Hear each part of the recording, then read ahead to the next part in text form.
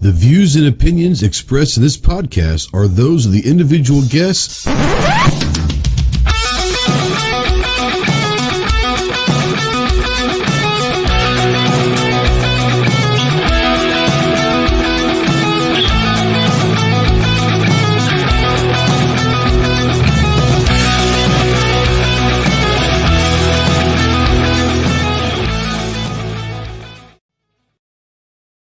Is going on, my Go Squad? Welcome to the Armed Citizen Podcast Live. I think this is episode number 273. Might be wrong about that, but today's date is Tuesday, December 27th, 2022, the last show of 2022. So hope everybody had a great Christmas, Hanukkah, Festivus, whatever you guys celebrate.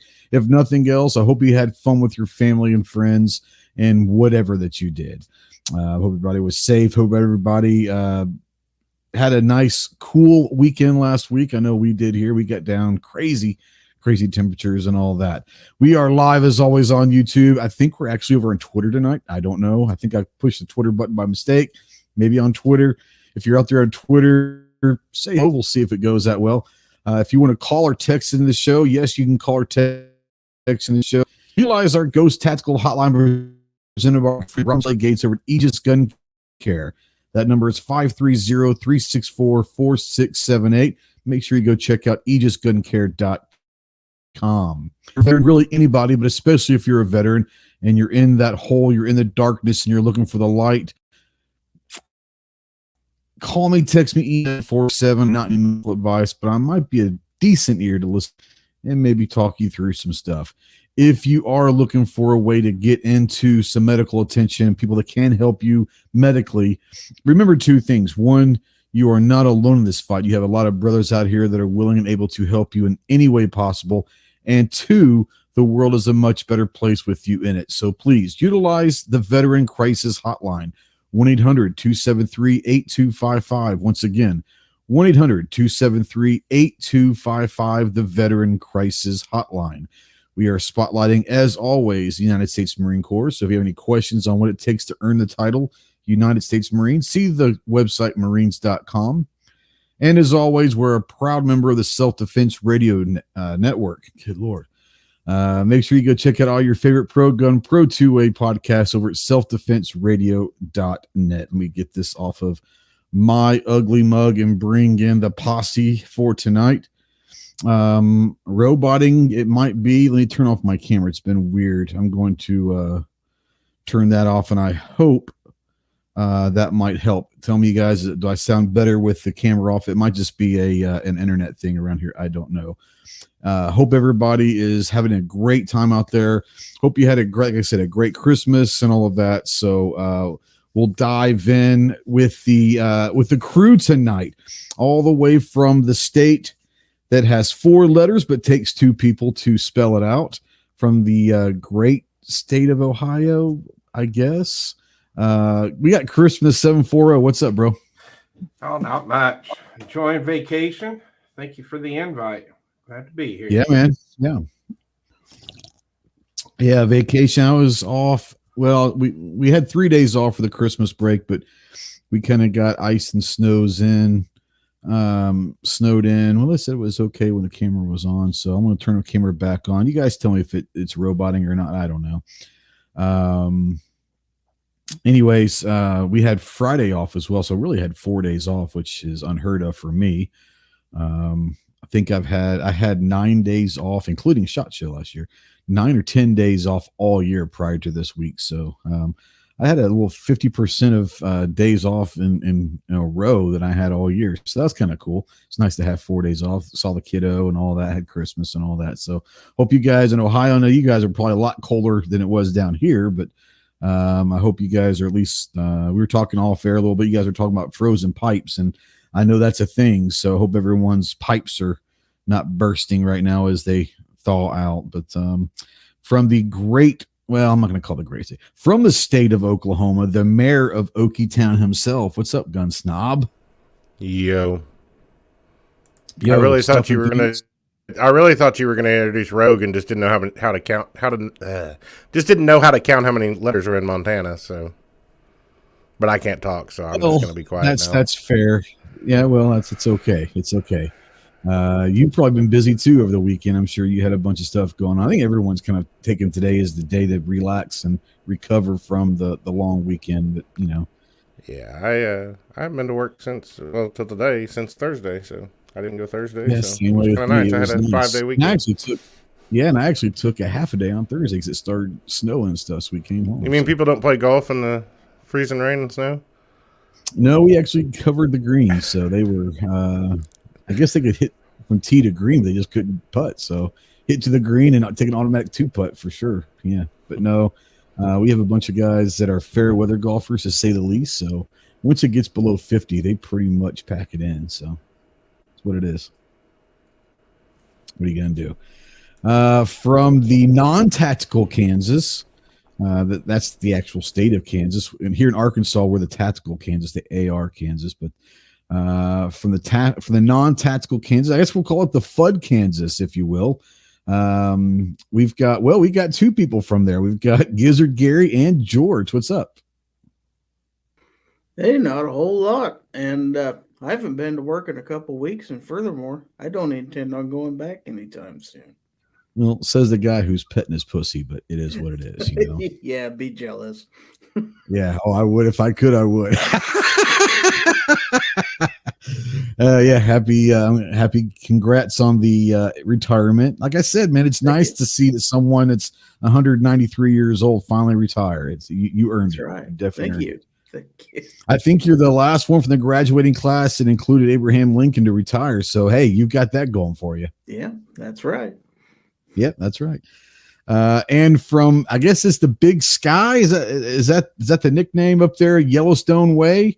We've got the Rogue Banshee. What's up, man? Yeah, it's big sky country up here, and that sky was falling last week with our temperatures too, man.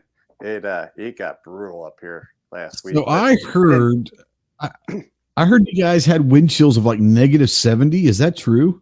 No, there was an actual temperature of -70.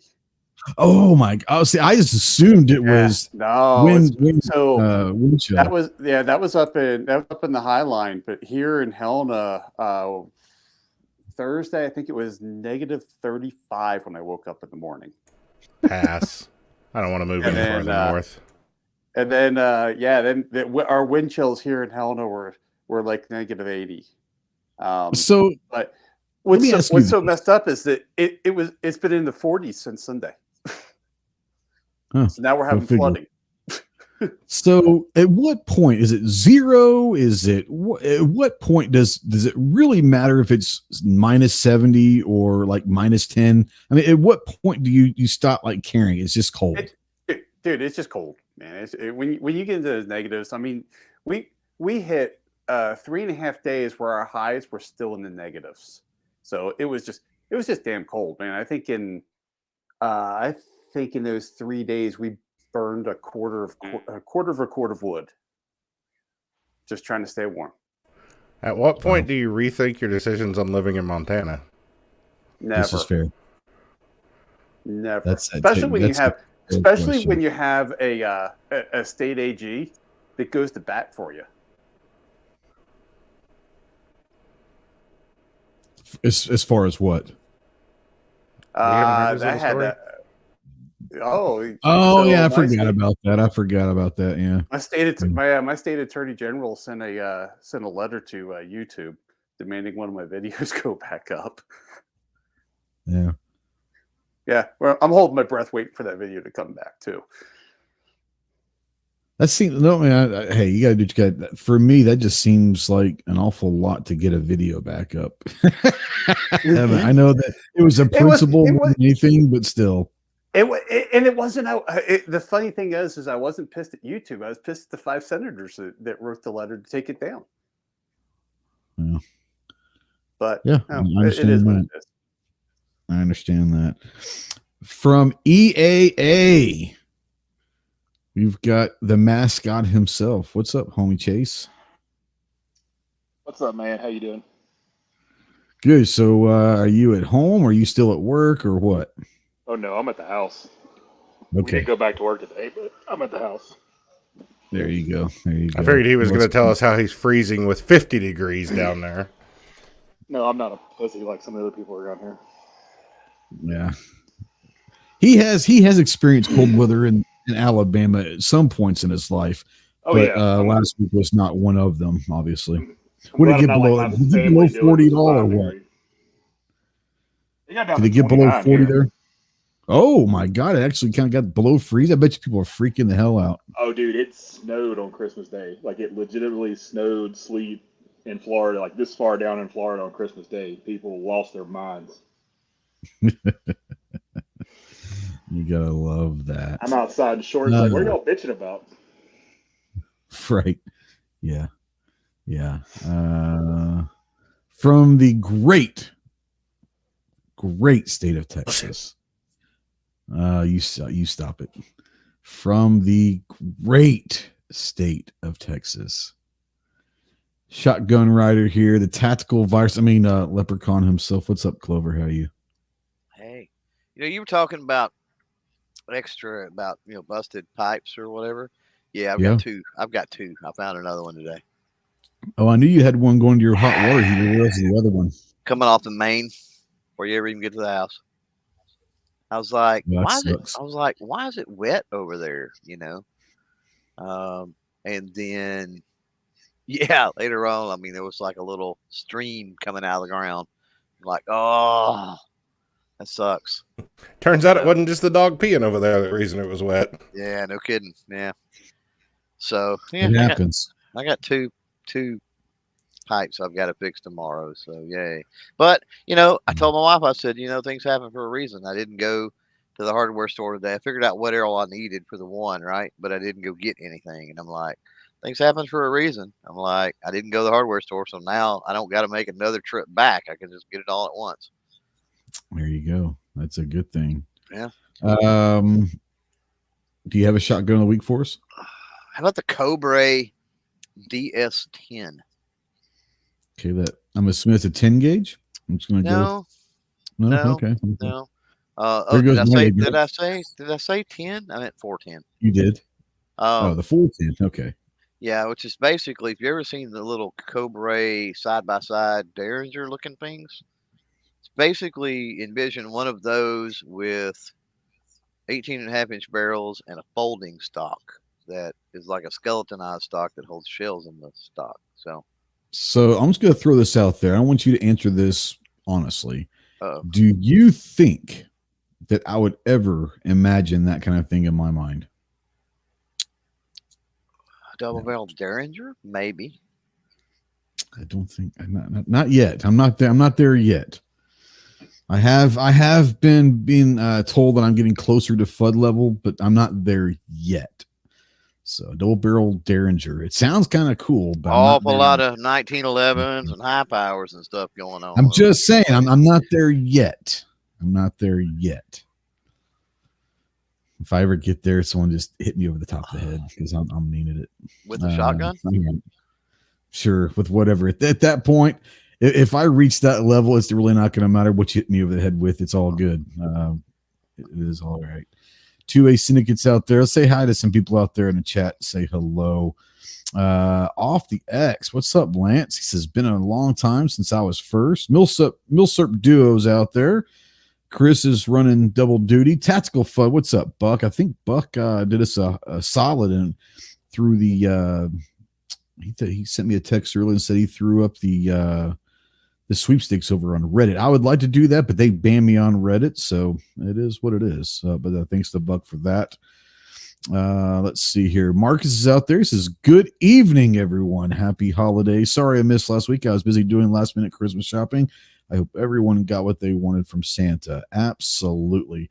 As a matter of fact, the buzzer just went off. The most excited I've been in a long time is my daughter gave me a bean sprout maker, and I love sprouts. And now in 4 days or 3 days, I think it's 72 hours, I'm able to make my own sprouts. So I'm really looking forward to that. The thing just went off. So when I get done with the show, I'll have to see if I have sprouts or not. It's kind of cool. And they got me a watch. So it's even better. But yeah, the bean sprouts, pretty badass. Liking that. And Clover knows how much I like sprouts. So it's nice to be able to have sprouts in 3 days now. Let's see. Grim 90, the tactical Reaper himself. What's up, Reaper? That's awesome. Hadn't seen Grim in a while. He's been busy, I'm sure. I think he's, well, I don't know. I want to give his profession away, but let's say this time of year he has a couple weeks off. So hopefully he's off. That bearded guy's out there. Screaming Skull Saloon's out there. What's going on? Let's see here. Gizzard Gary's working double duty. G-Web says, have a good show. He's got a link if he wants to jump in. Speaking of which, they had a marathon shot show here in Clover this morning. So if you guys are interested in, if you're the first time going, they went to talk about elevator speeches. They've made up for last week, that's for sure. That's for damn sure. They did make up for last week. They had 2 shows in one. Faux shizzle. Rogue's out there working double duty. Robert Adams says hello, everyone. Hello, Robert. Ozzy's out there. What's going on, Ozzy? Mystic's out there. Hello, darling. Sam of Anarchy's out there. What's going on? Just kind of scrolling through. She Fires. What's going on? You know what? I need to send a link. I'll put the link out in the chat if She Fires wants to jump in. This will be her first time to go, so maybe she has some questions and all of that. I might throw that link out there. Woods is out there. What's up, Woods? And I think, Coop's out there. What's up, Coop? And 2A Syndicate, I think I said that one's out there. Clover's out there. Yo, Mr. Knives is out there. What's going on? So I'll tell you what I'm going to do is She Fires wants to come in into the chat. I want to post a link out there. If you want to jump in, you're more than welcome to. If not, hey, I totally understand. Before we get going on the topic, we do know that every Thursday, Saturday, and Monday, typically at 10 a.m. over on a YouTube community tab, we have our Ghost Tactical Polls, where we have a good time talking about some questions and all that. Let's go through them this week. We didn't initially, I think we went like Friday, Saturday, Sunday, or Thursday, Friday, Saturday. I can't remember exactly, but we didn't do it exactly the normal thing. But over 800 votes. Of these, what is the worst Christmas song title ever? Bon Jovi's Backdoor Santa, Tiny Tim's Santa Claus Has Got the AIDS, The Killers with Don't Shoot Me Santa, or Mistletoe by Justin Bieber. Clover, I want to start with you. Worst one ever? I'm going to say Mistletoe by Justin Bieber because the other ones are funny. They are funny, but yeah, I think anything with Justin Bieber has to be on the worst list. That's a good point. That's a good point. Yeah. How dare you? Oh my God! Oh, I have a whole Spotify soundtrack with nothing but Bieber. So is that Saturday Night Live? Is that Kate McKinnon? Kate McKinnon is a great Justin Bieber. God, it does Justin Bieber. Yeah. It's amazing. It's perfect. Yeah, she does a great job with that. Chase, which one of those is the worst Christmas song? Well, I mean, I'm going to have to choose Bieber just because it's Bieber.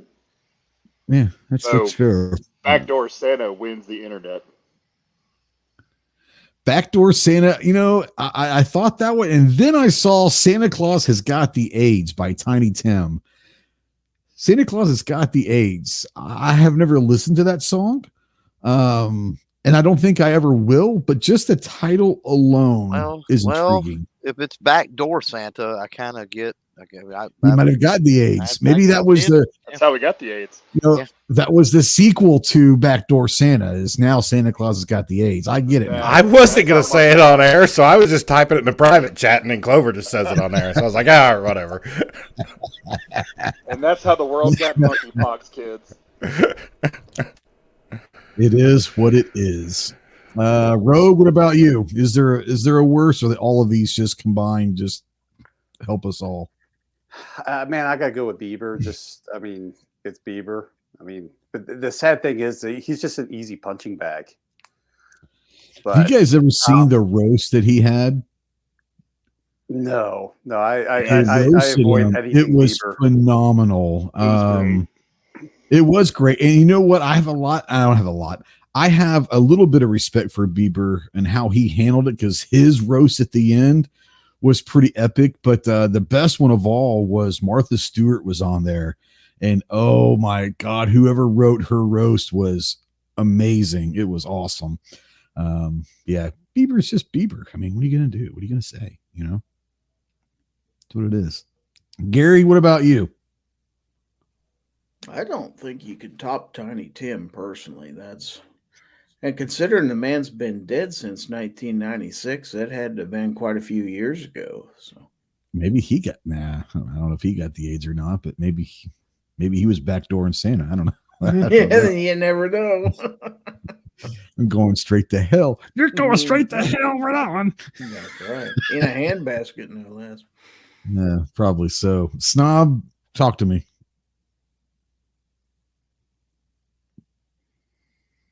I was a little tied up at the moment. Sorry. Yes, you were. Yes, you were. You were looking for a nice avatar. Is that Kate McKinnon or Bieber himself? Well, you'll have to decide that on your own. Bieber, of course. Chris, what do you think?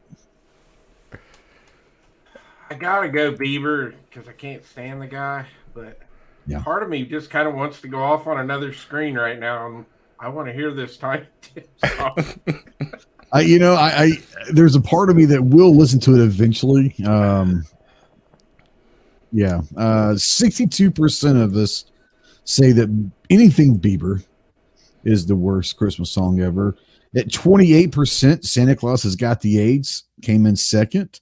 Backdoor Santa came in third at 7%, and Don't Shoot Me Santa by the Killers gets in at 4%.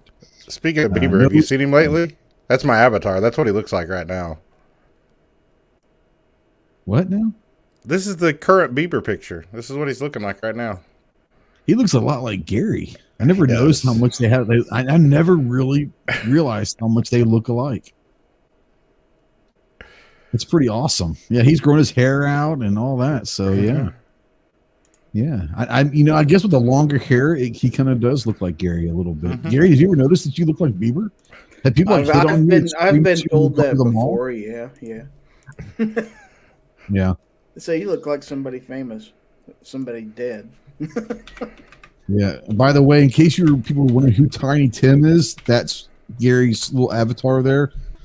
I think he was famous for another reason besides, didn't he get married in Johnny Carson or something back in the 70s or something like that? It was a weird dude.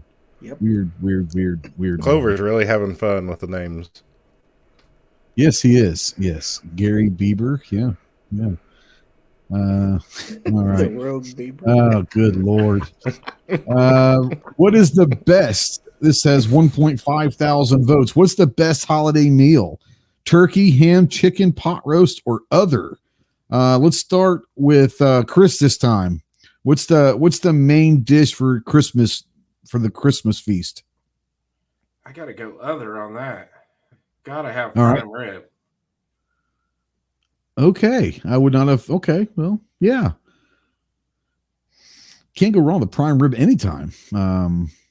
Yeah, I've never had prime rib for Christmas dinner, but I mean, I'm never going to turn prime rib down. So I agree with you 100%. That's our tradition every year.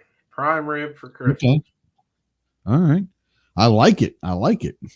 Snow, what about you? What's the feast main course? I mean, typically it's ham, but yeah, all my family get-togethers. But I actually made a roast Christmas night. Yeah, we did roast this year. We usually have ham. We usually do the turkey for Thanksgiving, ham for Christmas. We did a pot roast this year, and it was really, really good. So I like a pot roast, but can't go wrong with any of them. Chase Bieber, Mr. Bieber. What about you? Man. What was my options again? Good Lord, I didn't even pay attention. Turkey, ham, chicken, pot roast, or other?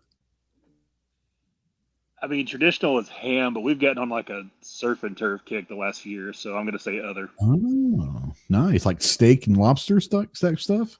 Like steak and local seafood, so be it fish or shrimp or whatever. Shrimp or something. Yeah, that sounds good. Okay, what the hell are y'all talking about? I don't even want to know. I don't even want to know.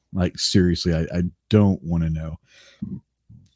Rogue up there in Montana, y'all eating elk and shit for Christmas or what?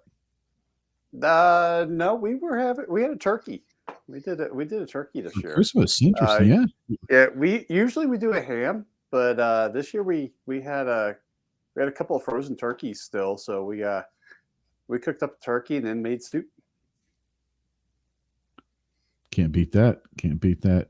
Y'all are killing me out there. I'm just saying. Y'all are killing me out there. Wow.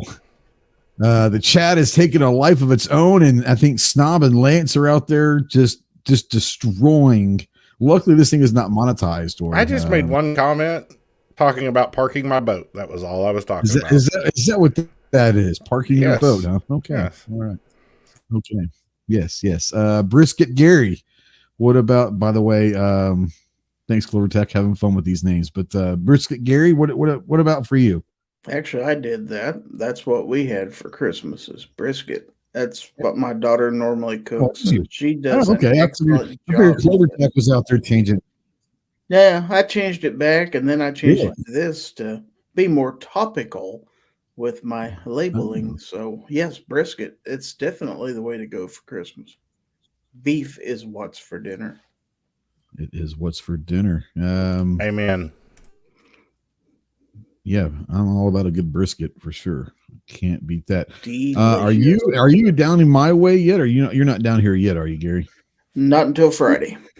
Friday. Okay. All right. Clover, would y'all eat like some keto freaking weird ass shit? No, I had ham and turkey both, actually. So that's tough. That's tough. I'm gonna say ham, probably. Yeah. I think traditionally ham's probably the one. We typically do a ham, but we did pot roast. Actually, last year we started kind of doing a thing where we just kind of started doing like picking like our favorite stuff. Like we'd have like homemade like pot stickers that we did. We did that this year as well. Kind of instead of having this thing is everybody pick like a dish and we'll do it that way. So it was pretty cool. That was kind of fun. But 39% of the 1.5 thousand votes say ham is the best holiday meal. Coming in second with 27% is turkey. Pot roast coming in at 15%, other coming in at 10%, and chicken coming in at 9%. A bunch of people on the other was talking like steak and there's some lamb out there. A lot of like Mexican food, but prime rib got a lot of mentions out there. And like I said, I had not heard the prime rib. It makes sense, but yeah, a lot of pot roast comments out there saying that's good. But yeah, to people talking like mac and cheese and all that stuff. So yeah, there's quite a bit of and it's cool. I think that's what's great about you guys. Everyone out there has their own traditions and all of that. So yeah, we know who's guilty of changing Chase's name because he can't spell. Well, I did not change it. Usually I would say that's fine, but I did not change that one. Oh, so it wasn't you that misspelled, huh? No, that was not me. That was totally intentional. Oh, okay. Well, Clover would have done it on accident. You understand that Chase's company only has 3 letters, so he's not having to spell What's a whole wrong lot with in his life. Doesn't it say steaks and scrimps? Yeah. Scrimps, man. It's supposed to say steaks and scrimps. Them scrimps be good. Our last poll question, so we can actually move on away from this. 1.5 thousand votes. What's going to be the popular caliber in 2023? I gave you choices of 10 millimeter, 223/556, 5.765 Creed, or 8.6 Blackout. Let's start with Rogue. What say you, Rogue? None of the above. Okay, what do you think it's going to be the caliber of the year in 2023? I think this is going to be the year of the 30 super carry. No. Have fun with that. I hope you didn't buy stock in sailed. Yeah, no. If you say 224 Valkyrie, then I hope you didn't buy stock in that shit either. So no, I think I actually think it's going to be 9 millimeter. I think we're going to see a lot of 9 show up. I think that 9's always going to be around. 9 and and 22 LR. I think those are the two calibers that no matter what's going on in the world or the year or whatever, those two are going to have their slots, you know. See, 9mm and 22, it's kind of like, yeah, I mean, you can like barter with it. You know, 9mm is like $1 and 22 is like a penny, you know? Yeah. Yeah, it says 9mm for the win again. Absolutely. I tend to agree with that one. Chris, what about you? What do you think is going to be the caliber of the year next year? It'll be 9mm. I think you're going to see a lot of these companies are going to start putting out steel frame guns now. I know we got M&P just did that. We're going to see Canic putting one out.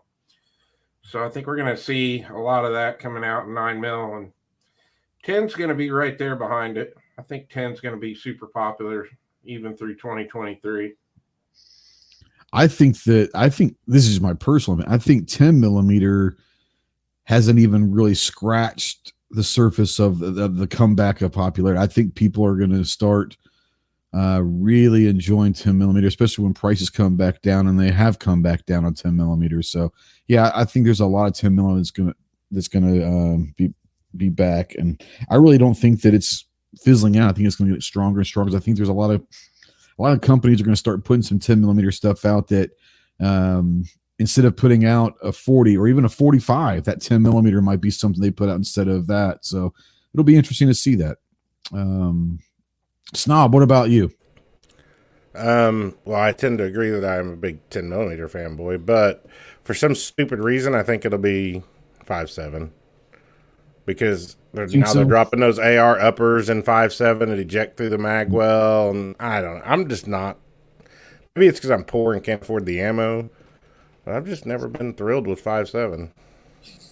The 5.7 Snob. Yeah, that's it. I like it. It's a neat round, but I think that's going to be more popular this year. It'll be the big thing. Everybody trying to. I hope not. Doesn't impress me. Yeah. Fun little round. It doesn't impress me much. Yeah, she does, but yeah. It's a whole other discussion there. Gary, what about you? What do you think is going to be the caliber next year that's going to be popular? Well, it's not going to be the 30 super carry, but I thought maybe they'd come up with a new one that would be more along the lines of something you'd like. So we're going to have a 40 super carry probably. Oh, that's right up my alley. Let's take that 40 cartridge and cut it down for Ghost. Yeah, I'd probably literally take a crap on that if I found something. I voted 10mm in the poll. I'm never shot it, probably never will, but that's where everybody seems to be going. You've never shot 10mm? No. Y'all told me that my hands were too small. I couldn't hold on to the Well, we probably did say that, but we probably didn't mean it. Blizzard. So you have one job only during range day this year. Is to go shoot as many 10mm pistols as you can find on range day. I wonder if EAA is going to have one. You're on. I wonder if EAA is going to have one. I may have a plethora of 10mm. Just saying. Gizzard, you need to go see Chase. All right, and you need to film me doing it. I do. Oh, we're definitely going to film you.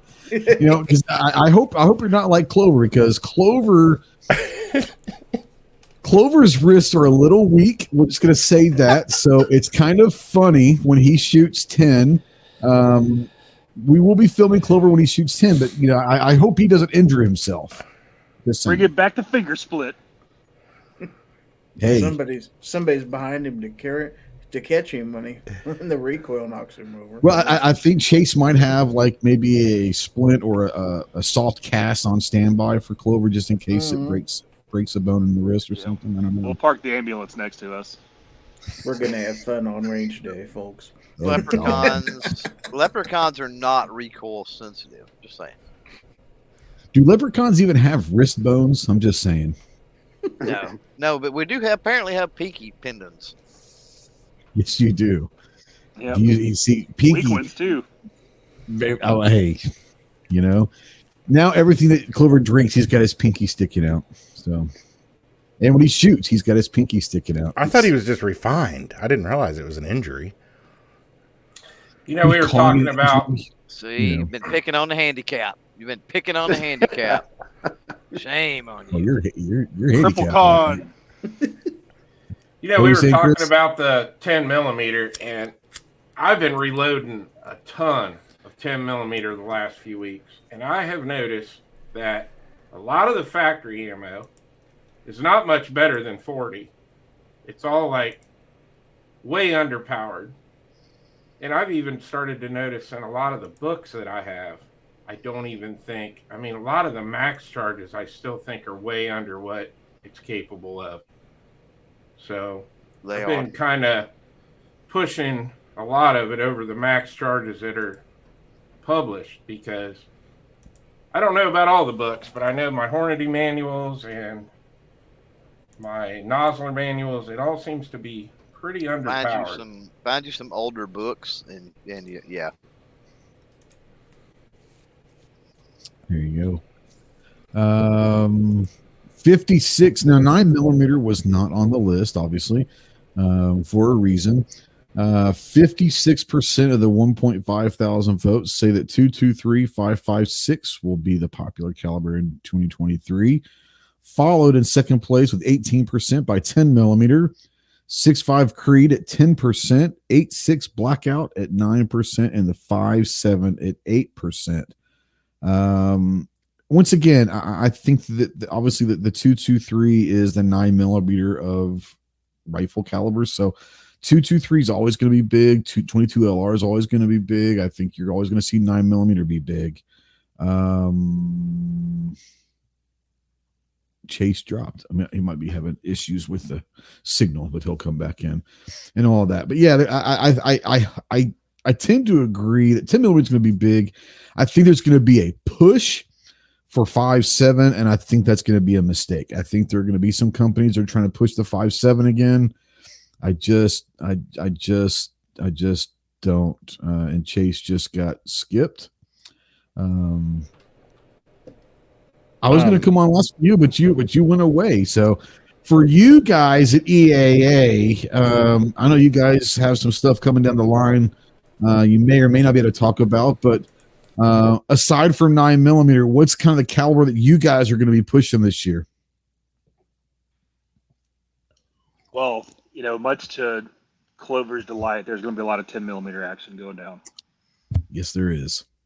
Y'all kind of have a bit of a heads up on that already, but it's coming. A little bit tomorrow, I believe. Tomorrow. Yeah. And you're welcome for all the steel guns. I got everybody on that trend. That was a year and a half ago. Yeah, you guys have some stuff out, but yeah, there's another gun coming out that I'll get my hands on. I think Field's get her hands on tomorrow. At least I will tomorrow. Yeah, so this should be hitting y'all soon. There's a lot of cool new stuff coming out. Like lots. Yes, there is. I just want to change my statement to, I think mine's going to be the 12.7 millimeter this year. The what? A 12.7 millimeter. That's what's going to be big this year. I'm down. Let's go. Okay. Ghost can't do that math in his head, so he's out. Yeah, I can't. Come on, Jarhead. No You know that one. 12.799. Come on, bro. Smart, man. I'm 50. sad. I know. It's never going to be the caliber of the year, bro. Just because we can dream. Probably it's way too damn expensive, honestly. What is like a 50 AE running these days? Or 50 B&G? Those are about $5 a round, aren't they? Yeah, but I said nobody cares about that 50 AE garbage. We want the real stuff. Yeah, well, there's a lot of people that actually are there. There's actually been more handguns the last few years come out in 50 AE than there should be, but than I expected, obviously. But it's kind of the thing. Chicago Mike the Shooter says Ghost Clover EA is coming out with a 2311. Really? Is that true, Chase? I mean, possibly. Maybe. That's a pretty terribly hidden secret. Chicago Mike been reading the internet, man. Oh yeah, the internet is on fire, especially when we put those mags on the site the other day. Oh yeah. Yep. But what the cool thing about the possibility of that gun is who you guys are partnering with, possibly. to do that gun. So I will just wait and see, guys. Just wait till SHOT Show. Everybody who goes to range day will get to see that earlier than everybody else, obviously, but that'll get some attention. Is that what the Gun Collective was talking about this evening? Is it the Oracle? Yeah. Watch the Gun Collective. Somebody sent me some pictures of it over the weekend. Secrets out. Which one? Yeah. We don't have a gay name for it. So.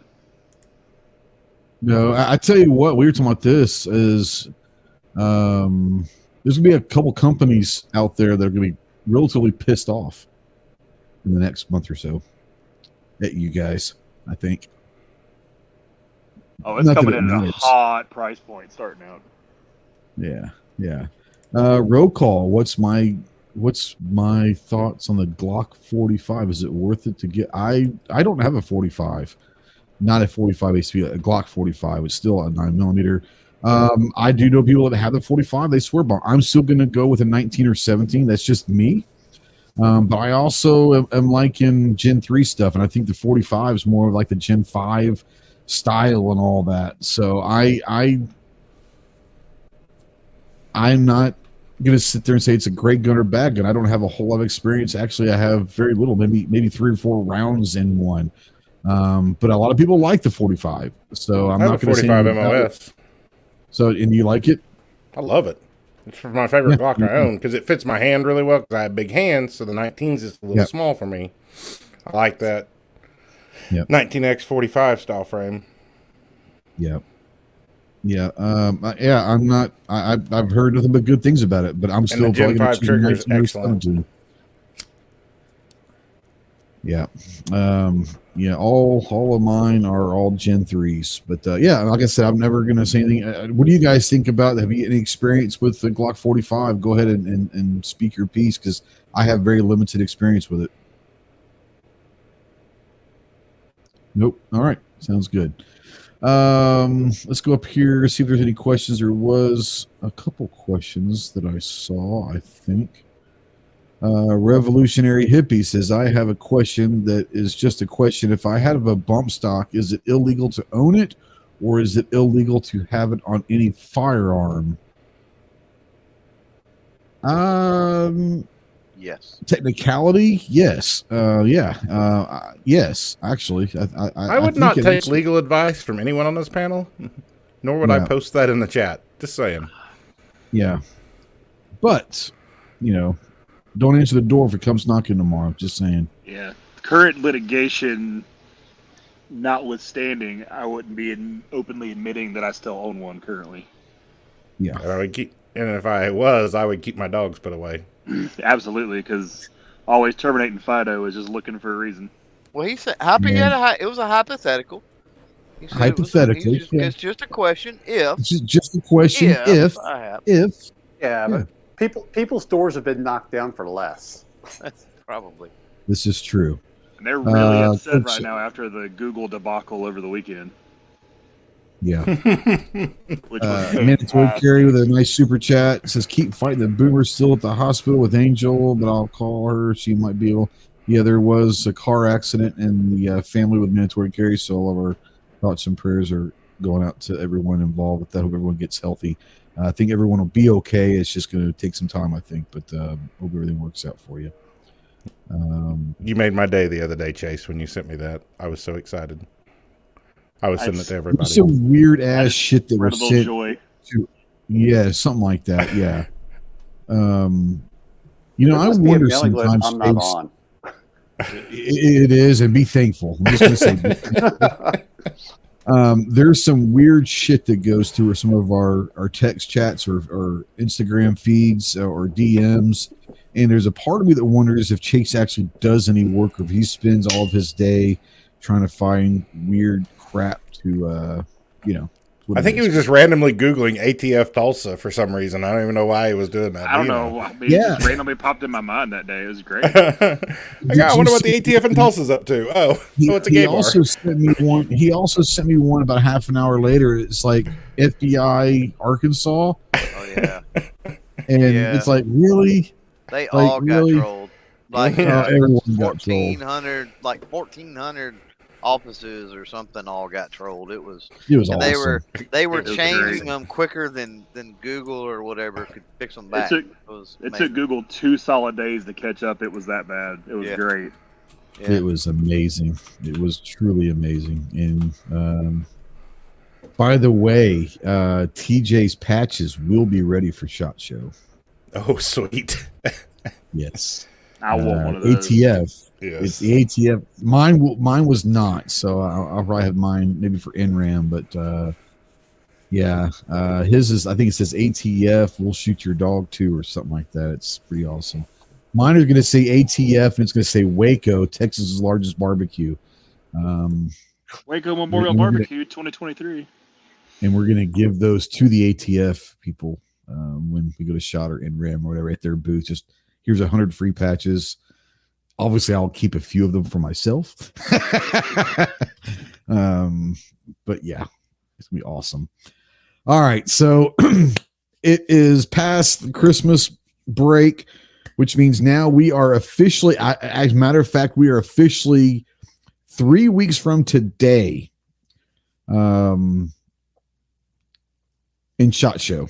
And 3 weeks from this time right now, I'm not going to say there's going to be some shenanigans going on next 3 Tuesdays from now, but there very well possibly could be some shenanigans going on that night. But yeah, we're 3 weeks away from SHOT starting today. Some of us will be getting in a couple days ahead of time and doing some other stuff and all of that. But what we're going to talk about is kind of prepping for a SHOT, not necessarily like prepping, like, you know, some people think, but like how we're preparing to go to SHOT, what we're going to get done for the next 3 weeks, what we're looking forward to and all that. And then obviously I wanted to bring Chase in on this one because we're all going here on this panel. We're going to be there as content creators in media. Chris will be there for his first time. Rogue will be there for his second time. And I hate to say this to Rogue. Rogue got to witness the greatest SHOT Show ever last year. And I hate to tell you, it's pretty much going to be your first SHOT Show again this year because it's going to be completely different than what you'll be so disappointed. Yeah, you're going to be like, damn it, last year really was awesome. Yeah, I'll but tell I wanted you, to talk to Chase a little bit about. Oh, it was great, yeah.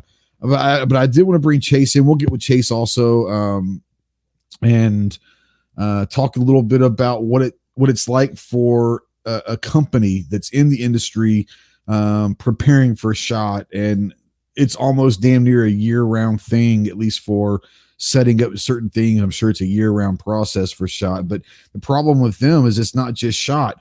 Like all the way through like February or March, they've got like 7 or 8 different things they've got it going on, which I think is crazy. But we'll get into that.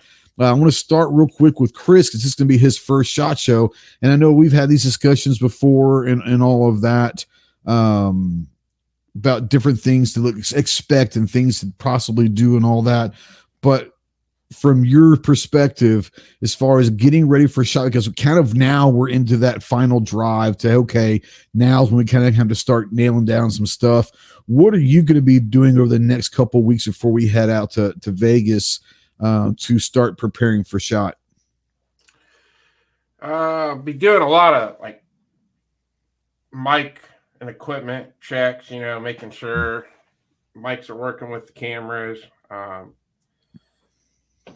Trying to go where I can just do everything with the phone, with the lav mics. We messed around with it today a little bit at the range. Been going to be reaching out to a couple more companies that have just helped my channel out. Trying to just, you know, set up a little booth visit for a few minutes with some of the guys. But I don't want to overload that either because I'm sure when I get there, there's going to be a lot of other companies I want to talk to. So, and the big thing is minimalize, trying to get my gear minimalized, like what I want to take, like clothes, and trying to keep bags under the weight limits and all that. So, I don't know. I've got this checklist here that's a mile long. And it's only going to get longer. And I think that, you know, you brought up something about adding companies here and there, and that's going to continue throughout the week. You're going to get to range day on that Monday, and you're probably going to go visit a booth that you never even heard of or seen anything like that. And the next thing you know, now you have to add them to your list, for SHOT to go visit. And so just be fluid. We talk about that all the time. A bunch of us will talk about be fluid. Don't get yourself cornered on a rigid schedule. Allow yourself to have some flexibility to add it and all of that stuff. How's Bristol doing, by the way? He's happy running around. Lake's Is he still not getting been any some- better, but It's not getting any better at all? nah, I don't think so. But he's doing fine without it. Yeah. Let's see here. Revolutionary Hippie says, can you review the Osprey Global? That's that company I interviewed at Wanamaker. Okay, I guess I don't know. I've never heard of them. So what do they make? Optic company, but Are they after the I ones got that red dot home and down the line from where we were? yeah. Okay. I didn't know the name of them, but I know what you're talking about now. Yeah. They actually had some pretty cool stuff for some decent price. I don't know if they're any good quality or not, but they looked like they're pretty good. Yeah, I ended up with one of their pistol dots, but I haven't put the video up yet, but I wasn't blown away by it, that's for sure. They're not on the exhibitor list for SHOT. Yeah. I think And that they are I'm not show surprised. type company. Yeah. I'm Yeah. not surprised either. Yeah. Lance says, can we see some videos and interviews from you guys this year, Ghost and Clover? Yeah, you're going to see some videos. We'll do some interviews. I'll do a handful of interviews / booth reviews on some different stuff that I'm looking forward to. I would say that for me, I'm going to let everyone kind of tell what they're going to do also. For me, most of the videos that you're going to, most of the content you're going to see throughout the week of SHOT, I'll be put a bunch of shorts and reels out there on different products, maybe at range day or something like that. So the videos during the week will be more shorts than anything, and obviously a bunch of pictures on the community tab and over on Instagram. I will probably I've got probably half a dozen in my mind of actual booth interviews and reviews, and I'll probably add more to that when we get there. But in my mind, I think it's about 6 or 7 that I already have in my mind. But yes, I'll have, probably end up with about a dozen of those. But yeah, I'm sure I'm sure everyone's going to do the same. I think a lot of people are going to have booth reviews, are going to have the interviews from the booth. And that's the great thing about it is if the channels that you watch the most, if you've got 5 or 6 right here that are going to be going to SHOT, if I'm not doing something on a product, maybe one of the other guys are. So go check these out. More importantly, I don't think I have any problem speaking for the rest of the panel. If there's something that you guys want us to go and review or go check out, I'm sure you can email us or DM us. Or if you ever are in cell numbers, text us and say, hey, can you go check out this? And absolutely, if you guys want us to go check something out, I have no problem whatsoever if you guys send an email or DM or whatever and say, hey, can you go check out this? I've heard some things, or I'm interested in buying this. Can you get some more information for me? Absolutely. I have no problem doing that. I'm sure most of the guys here don't as well. But yeah, just bring Rogue in, because Rogue, this would be your second SHOT. And like I said, I hate to say that, I think this could go down as your first as far as the difference in what happened last year versus what's coming up this year, I think. But knowing what you went through last year at SHOT, which was awesome because you were at the best SHOT show ever, but knowing what you went into last year, then when you got done with it, are there anything that you're going to adjust or make changes as to your approach from last year versus this year? Yeah, this year's going to be a little different than last year. I mean, last year I was going in, I had a few companies that I work with that, I did the visits with them and spent a lot of time really solidifying those relationships. But, over the last year, because of all the contacts I made at SHOT last year, now that list has grown, and I have some other relationships that I'm going to, solidify and try to further along. But, this year is going to be changing up some things. Like right now I have an Excel spreadsheet of all the booths that I want to hit. And, the contacts and stuff like that I know. And then, I started mapping out how I want to actually move through a shot. Yeah. And that's because, last year it was great. It's like I have this, and that, but I was kind of like, doing this thing all over shot. Now I see how how the rows go, and I started mapping out. Okay, if I want to hit this one, I can, these are the ones in that row that I can hit. So it's a lot of mapping out that I did this year than last year. Not quite as fluid as I was last year, but still staying very open to moving around. Absolutely. I'm kind of throw it out to Snob, Gary, and the Clover. You guys been going for a while now. Anything new? And you guys just jump in here at this point. Anything kind of different that y'all are going to try versus the previous years, or are you kind of still just going to kind of stay what you've been doing? Go ahead, Snob. No, go ahead. As far as the approach, I think it's going to be similar. I am going to be talking to companies about some different things that I haven't really pressed or pushed on in the past. Yeah. And I don't want to get into that. That's a lot of behind the scenes and what's yet to come for the channel stuff. But there would be some conversations had that haven't been made previously. Sure. I haven't, typically I'll get enough stuff for maybe 1 or 2 videos after the fact. That'll probably be about the same, quite honestly. And then the rest, as you talked about, will be, the beauty is the shorts. Doing shorts and reels is going to be something that haven't done a whole lot of in years past. Yeah, that's kind of where, for the most point, I shoot a lot of B-roll in booths, because usually doing an interview is just tough audio wise and all that. So I usually will go and do a lot of B-roll stuff, and then I'll put videos together. But the idea of the reels and the shorts, being able to get 15, 20, up to a minute video out there about something really is intriguing, because, like I said, they were out last year, but they weren't as prevalent as they are this year. So it'll be interesting to see how that goes. But yeah, Snob, you were going to say something. Go ahead.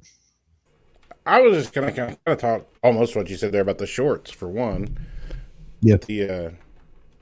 With the shorts, I tried it at Wanamaker doing like under 60-second review or interview basically with someone. And that was actually kind of a neat way of doing it. I mean, I'm still going to do some booth reviews because I've had really good luck in times past with different booth reviews, getting a lot of views and stuff. So I'm going to still do a few, but I'm not doing like I did. I mean, even the first year I just killed myself every night editing video all night. And then last year I had cut it way back, and I'm going to cut it back some more this year. But, as far as that goes, I'm going to do a lot of the same stuff, but maybe a lot more shorts as far as the interviews go, because there's really no editing hardly on that. If you just tell them, hey, give me, under 60 seconds, tell us what it is quick, kind of deal, and it worked out really well. Your elevator speech instead of us giving you our elevator. You give us your elevator speech on this one product. It's that's a pretty cool idea, actually. And then I'll probably do my top 10 of shot again, because that was pretty good. And I actually went into Adobe and set up like an assets folder of, my top 10 for shot. So I've got it all ready. So all I have to do is just insert the footage and stuff. And then I did that with just like review videos. So whenever I get back, if I just want to throw the footage in, edit what I need to edit real quick, and I can put it out. I don't have to go through putting all that. Having that template is really, really nice for sure. Because just at this point, all the other additive stuff, whether it's your Instagram handle, your subscribe splash or whatever, all that's there. All you got to do is just push in the cut down the raw video into what you want it, and you're done. So yeah, I mean, I always use that on my regular videos, like basically a template, but I wanted to do one specifically for shot shows. So absolutely videos. Yeah. Gary, anything that you're going to be trying? This will be your first time kind of going to shot as a quote unquote full-time YouTuber now. So I mean, do you have anything that you're trying to do differently this year, or add to what you've been doing? Well, it's my 3rd trip, so I got past the first trip jitters. The second trip, I was a lot more focused. I felt like I knew what I was doing a lot better. So I'm going to refine that process. I'm going to probably dedicated a lot more to certain vendors and stuff like that. Kind of get the targets as to who I want to go see, but also I want to spend more time in the dungeon and try to pick up some new stuff too. So For sure. I've got a game plan. Yeah, definitely, and I'm looking forward to it. His game plans get mad at Snob the very first day.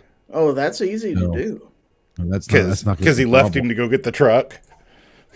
Yeah, shut up. That's what it is. So, let's bring Chase in, because I want to bring Chase in for a little bit and have a discussion with you. And you and I have had discussions with this on the phone and all that, because I know it's a crazy thing. But for a lot of people out there, they don't quite understand from the exhibitor side, the industry side of SHOT. Most people don't realize that most exhibitors, most industry people hate SHOT Show. Not because it's not fun or you don't get to see people. It's just SHOT Show is a pain in the ass for you guys. But I know that it's not just SHOT Show that you guys have to worry about.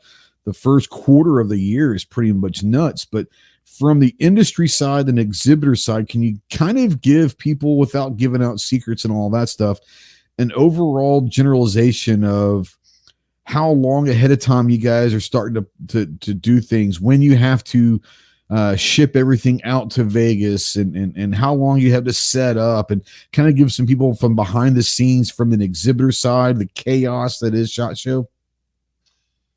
So, I mean, it is a year-round job, SHOT Show.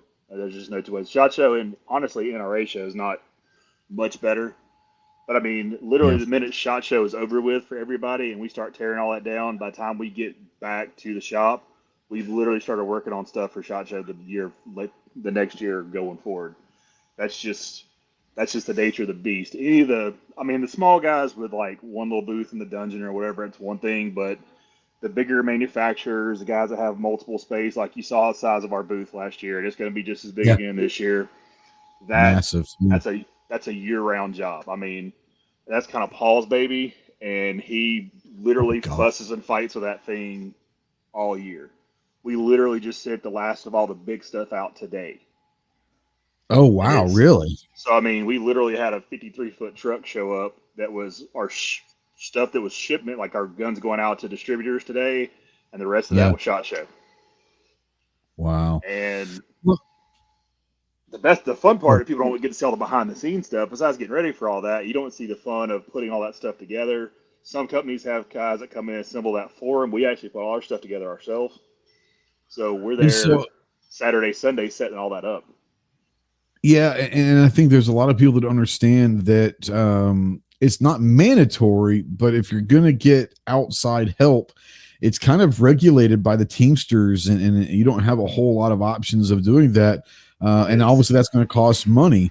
So you're talking about either paying a lot of money to help someone set it up for you, which actually does help a little way sometimes to have people set it up for you. But, you know, I don't want you to go into it, but can you give like a ballpark estimate of what SHOT Show is going to cost the company this year? A lot of money. Like, people don't understand how much money. I don't want to go into specific dollar figures. No, but it's well over six figures. Is it almost seven figures, you think? It's not not for us. So now some companies, like when SIG, before they pulled out, had their massive setup they had, their total budget was into seven figures. Yeah. I mean, some of those companies do spend insane. Like, we spend a lot of money. Some companies spend insane money, but it's not for all the major manufacturers. We're all well into six figures for a week, basically. And people don't realize, you're talking about not just renting the space, you know, but you've got travel, you've got hotel and meals, and you're going to have to take certain, you know, you guys have a couple dinners that you get to take people out, customers or vendors and all of that to dinner, and all of that's going to have to go on to that company credit card or whatever. So, I mean, I don't think people understand from the industry side the madness that is. And by the way, if you guys don't know Paul, some of us do, just knowing that Paul's in charge of the SHOT Show setup is some scary ass shit. Well, whenever he said Paul fights with it all the time, I could literally see Paul punching the booth. Oh yeah. Oh yeah. I mean, there's days it's like, bro, take a pill for a minute, it'd be all right. But I mean, people don't realize what all goes into it. Besides like the normal setup things and the cost you would expect, you have to pay X amount of dollars for carpet. You have to pay for electricity. I mean, none of that stuff's included in the ridiculous overall booth space. I saw a figure like a $44 per foot. I don't know how accurate that was. I don't know if that's for dungeon or main level, but I heard someone say like $44 per foot. And don't talk about numbers. Cost more. Islands cost more. Yeah. So let's just take it at $50 a square foot. How many square footage is your booth this year? If I remember right, it's either 70-30 or 70-40. I mean, it's good size. 70 by 30 or 70 by 40. So just do the math, and that's just to get the space rented, guys. And you're not even mentioning Industry Day too, because I saw their prices are online, and that's another ridiculous. Plus the ammo. Yeah, that's not even touching Industry Day at the range. Like that's a whole nother animal. Plus, you have to keep in mind we have last minute stuff that's coming in that are samples or stuff like that we have to physically ship out there on our overnight that stuff out to us or fly with it or whatever. Generally, just ship it out there, and that crazy insane cost. I mean, everything freight wise is insane cost now anyway. Yeah. And all we have to truck it out there, we got to truck it back. So you double it. So I can save you some money. You can just leave it with me. Well, I'm driving. Just saying. You could maybe happy to take it home. Have you seen all the Southwest cancellations? I may be driving also. All right. Yes, that's something insane right now. Hey, what now? Is that a thing? Oh man, it's a big thing. Like I have not been paying attention.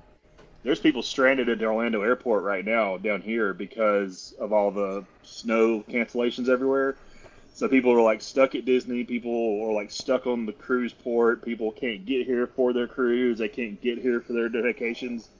It's pandemonium in the airport right now. Well, Southwest canceled basically like 2/3 of all their flights and aren't even rebooking until the 31st. Period. Yeah. They said get a room. Other airlines are doing the same thing now, going, we can't service you because like all these different hubs are iced over basically. So it sucks for you. Oh, so it's not like Southwest is canceled because they're just not going to carry the flights anymore, but it's just because of the weather cruise and they can't get planes, and that's a giant systemic problem. Yeah, they're blaming the weather, but somehow or another it's affected everything. Well, it better not affect my flight in 2 weeks. That's all I got to say. I was kind of concerned that I'm flying Southwest.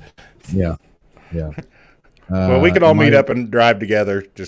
I guess we could. I mean, worst case scenario, we'll get there one way or the other. But Smokey and the Bandit, all the stuff. Ooh, that Cannonball Run it. Ooh, that'd be fun. Yeah, I'm down for a Cannonball Run. Let's do that. I'm down for a Cannonball Run trip. I'm in. Real quick, I know you talked about like the setup and the booth and all that. How much of the booth for you guys, Chase, do you use every year? I mean, like, do you use the booth and then next year you redesign the booth, or are you keeping some of the same stuff there every year to help save money, or what? I mean, some of the stuff stays pretty similar. We're always working and tweaking on that stuff, like the big giant spinners last year, the big fan displays, those were new. We've tweaked that this year. The backdrop, the giant backstop, it's totally new this year. A lot of the covers and things you saw, that's all new. Like, Paul's honestly put in a ton of work trying to get all that stuff ready.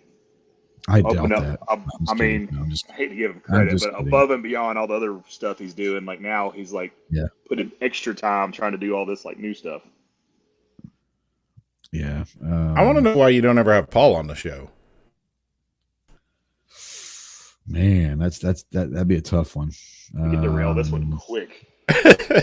We don't need a lot of help with derailing. Can you imagine how bad that one would get? We're talking about chasing squirrels. We could really do that. He does that when you're trying to do a video interview with him. Yeah. For those of you that don't know Paul or who we're talking about, if you are going to SHOT Show, please do yourself a favor and make it a priority on your list to get to the EAA booth and introduce yourself to Paul. It is well worth the introduction. That's all you got to do is just introduce yourself and let the happiness begin. And all you have to do is stand in the booth for like 5 minutes and watch, and you'll learn who Paul is. This is true, too. You didn't need to introduce yourself. Story. Yeah, you'll know who it is. That's for sure. Yeah, just if you're going to range day, make sure you go by our our booth out there, our lane, and be like, Oh, "Hi, yeah. I'm friends with the leprechaun," and that's all you got to say. Oh God. Yeah. Good Because luck Paul hearing will be anything running. about the product after that. Paul will be running the booth at Range Day, and if it's anything like in the past, if you're there to shoot 9mm 1911s, you might be asked out of luck because he only brings 45 mags. Right. So it's just what it is. But It's only to Talladega. Calm down. I know. Markin says, "I'm so happy you guys are going to SHOT Show. Please post videos. I wish I could go." Then just go. Just go. Chicago Mike says, and also you'll see the 2311 pistol if it's going to be there. Maybe. It'll definitely be there. I mean, everybody already knows it's going to be there. Actually, there's going to be several versions of. I'll leave that much to it till the show. Yeah. Right. Yeah. No kidding. Chase, I hope you don't mind, but what I'm going to do is I'm going to let like Chris, especially Chris or Rogue that are only been there no times or one time, to maybe, I don't know if Chris or Rogue, I don't put you on the spot, but if you have questions to ask people that work the booze and the industry side, maybe what you could do to make your self stand out or whatever, you can do that. But while you're thinking those questions, I'm going to say, Chase, I'm going to give you a question from the media side, from your position, and you see the media guys all around there. Do you hate the media? I mean, not hate's a strong word. I know. Here's the thing: you guys. He's met me. He hates the media. He hates the media. Well, he hates certain ones of us in the media. But no, I know you guys are there to do deals with distributors and buyers and all of that, and that's a big part of it. But how much is the media? How much has it become a thing to have the media there to get maybe almost quote unquote free advertising out there during SHOT Show week? Or do you like having the media there? Do you despise having the media there? Or what's your thought on that as far as SHOT Show week? I mean, me personally, I don't mind the media, but I don't have a problem talking to people. Some companies, some individuals aren't huge fans of the media. Yeah. Granted, I think it's gotten to a point now that there's a lot of people who are running around with media credentials that shouldn't be. That's fair. But no, that's 100%. that's a conversation. Hey, You're a son of a bitch. I know. Hey. How'd you know? Fighting How'd words, you man. know? What? God, no. I mean, people who are there to do legitimate content, to ask legitimate questions, I have no problem talking to those people. It's, certain people who are trying to always just get something for free and they don't care about anything other than, hi, I'm here for your whatever free stuff you're giving away and I want to walk on now. I don't care about your product or what you have to say. Now he's bashing Gizzard. I mean, I don't have much time for that. But as far as like people come by, no, come by, talk to us. We're the majority of us won't bite. Some people, yeah, you'll find out. For someone that's out there, like a Chris, like She Fires is out there, and a couple others that are out there that are going for the first time. We talk a little. We try to give them as much knowledge as we can. Obviously, there are some things that they have to figure out on their own. But from your point of view, is there anything that you can give advice to maybe some media that would be the first timers on how to approach booths that they want to start working with, or how much is the elevator speech? How important is that to you from your side of things when you see someone from the media walk up and try to kind of engage in that conversation? I mean, personally, as long as you're confident and friendly, you don't really have much to worry about. It's the people who kind of come around and looking down and they stutter around, and that's what makes it a little more difficult. I mean, some people in general are more engaging than others, and I get that. Yeah. But the only thing I will say is, like, if you see people who are actively engaged in business, don't butt in. Yeah. That's my only real pet peeve. Personally, I'll talk to anybody, give me a minute, whatever. But if I'm like in the middle of a meeting with like actual like good customers or whatever, and somebody tries to bust up in the middle of that usually doesn't go over real well. And depending on who you're talking to, that can get real ugly real fast. If nobody's seen it, YouTube is your friend. Go look at the Ed Brown meeting from a few years ago that was broke into and his reaction, and that's pretty much the reaction you're gonna get from most people. And it wasn't real friendly. Yeah, You know, that's a thing. Yeah, no, go ahead. No, go ahead. I was just gonna say, like, I'm not gonna be an absolute jackass about it. Now, if somebody keeps on, and I'm in the middle of a meeting, then somebody's probably gonna push my jackass button, and I go from a pretty laid back dude to get out of my booth real quick. Which luckily we don't really have to do that, but I've seen it happen in other booths, and I'm like, what are you doing, man? Like, they're in the middle of you can see people like in a conference room, and people are trying to walk in the conference room. Yep. Now that's something that I think is 5 years ago you saw some do it, but I think that now the way that people are designing their booths, I've seen a lot more prevalent the last couple of years is people are kind of building inside their booth like a little meeting room, which I think is probably a pretty good idea. But that obviously no one should walk into that unless you've been invited into those meeting rooms. But how much would you say as far as someone that like She Fires she's awesome, but she's kind of new. She obviously has a different perspective than a lot of us, where she's coming from, but I think she's going to work her ass off, and Chris from the 7-4 is going to work their ass off. Do you have any advice for them from the industry side to kind of get their foot in the door that may not be, how do we say, I don't know, well-known channels? They don't have the relationship with you that some of other people do for a couple of years, but to try to get their foot in the door with the company, whether it's you or not, just you've been involved with this for a while. Do you have any advice to help them kind of get their foot in the door to where they can start cultivating relationships with companies? Well, you've already got a leg up because you're going to a show that's, a credentialed show and people are going to be there. So, the best thing to do is, walk up friendly and respectful, but, say, hey, be persistent. I have no problem talking to whoever wants to talk. Everybody's welcome to come up and say hey to us. We're generally pretty laid back. I won't talk to anybody. So I wouldn't ever tell somebody to stay away. That's my best advice is, you've got to walk up, say, hey, I'm, whoever with whatever. And, they might give you 10 seconds, they might give you 10 minutes, but that's the only way you're going to get there is to you got to just make those connections. Yep. Chris, Rogue, Snob, Gary, Clover, I'm going to go ahead and throw it out there. And I hope Chase doesn't I know he doesn't care, but having someone from the industry side is helpful, especially for some people that haven't been there before or you've been there once. Kind of, we assume certain things on what we should do from the media side to work with industry companies and all that. But having someone like yourself that is literally the person for EAA to work with the media and all of that, what you're looking for if you guys decide to work with a brand or work with a channel. So Rogue, Chris, Snob, anyone, especially for people out there that might be thinking about going, do you guys have any questions for Chase as far as how to approach certain situations at shop as far as media towards the industry? I kind of do. So this will benefit me too, but especially for the people who've never been to a real industry show.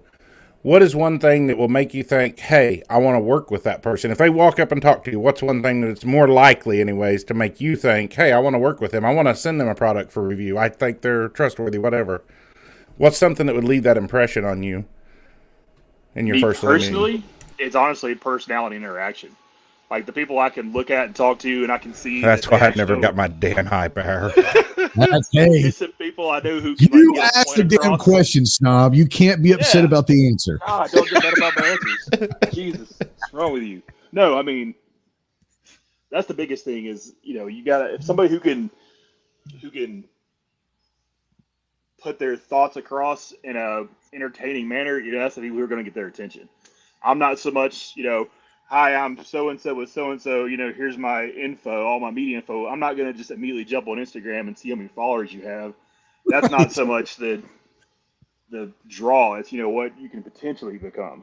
Because let's be honest, there's dudes with huge followings that nobody wants to work with. It all just depends on who they are and how they do certain things. Yep.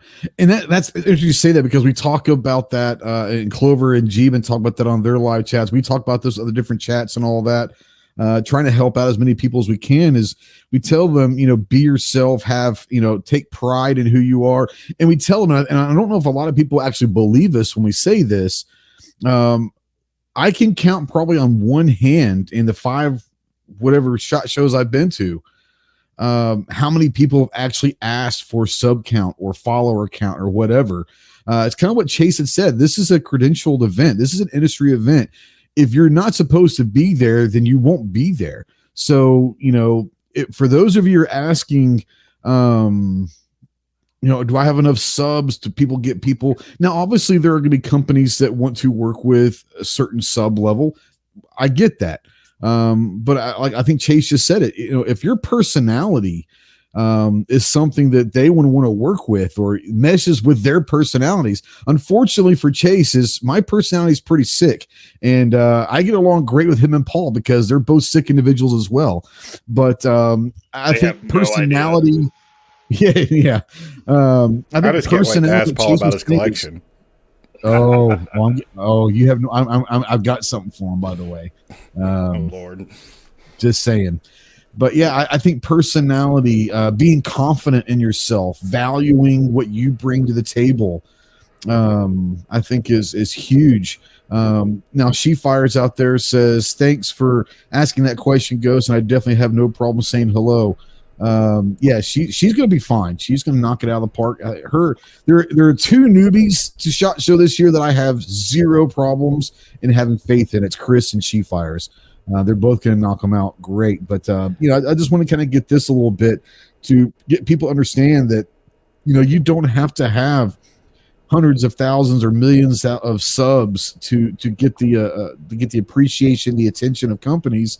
You might have 10 seconds, but can you do something that 10 seconds that's going to leave a mark on them, sometimes figuratively or literally, but it's going to let them remember who you are and say, I want to work with that person, and that's really up to you. Go ahead, Snub.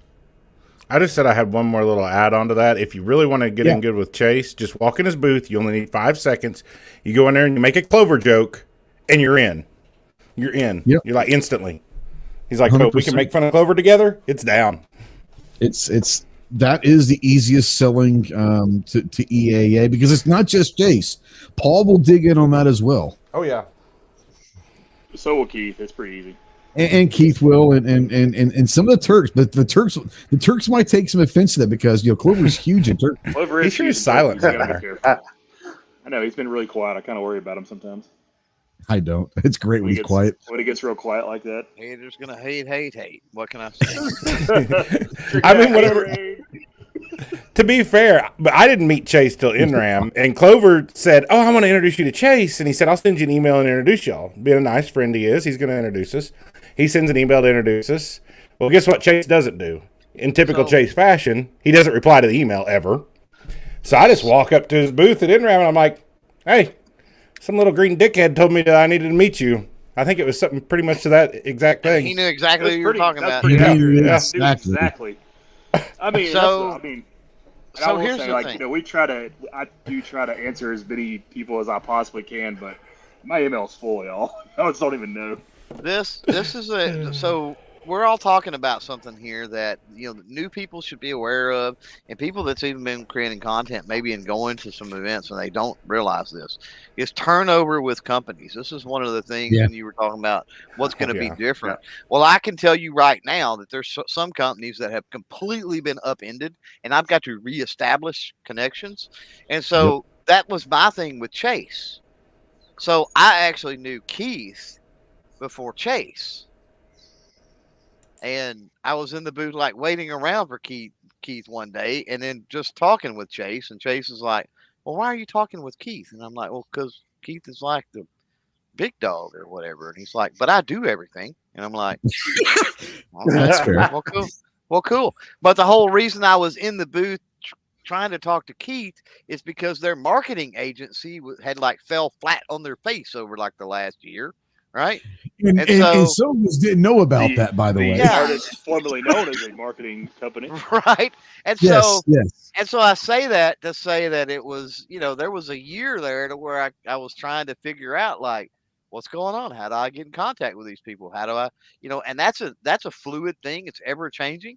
And so you just got to be ready for that. And don't ever assume people come back from SHOT or they come back from wherever and they send one email follow up and then they don't get a reply and they assume that, the company, they don't deal with small this, that, or other. They don't care nothing about me, or they don't want to do this or do that. And that could be the case. Don't get me wrong. You may have been, but they're also getting 20,000 emails that next week. Right.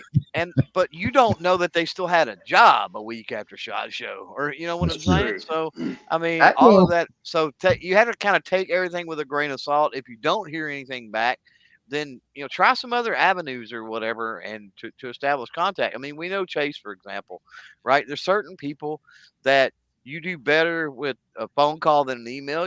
Some are better with an email than phone call. Some are better with a social media DM than they are an email, right? Like, everybody's different with the way they handle things. And so you gotta figure out, and there's a lot of moving parts and pieces, and it sucks trying to keep up with it. I get you. But that's why this is sort of quasi a business in a way, right? And you have to keep up with all this and know that I don't, if I only email people, right?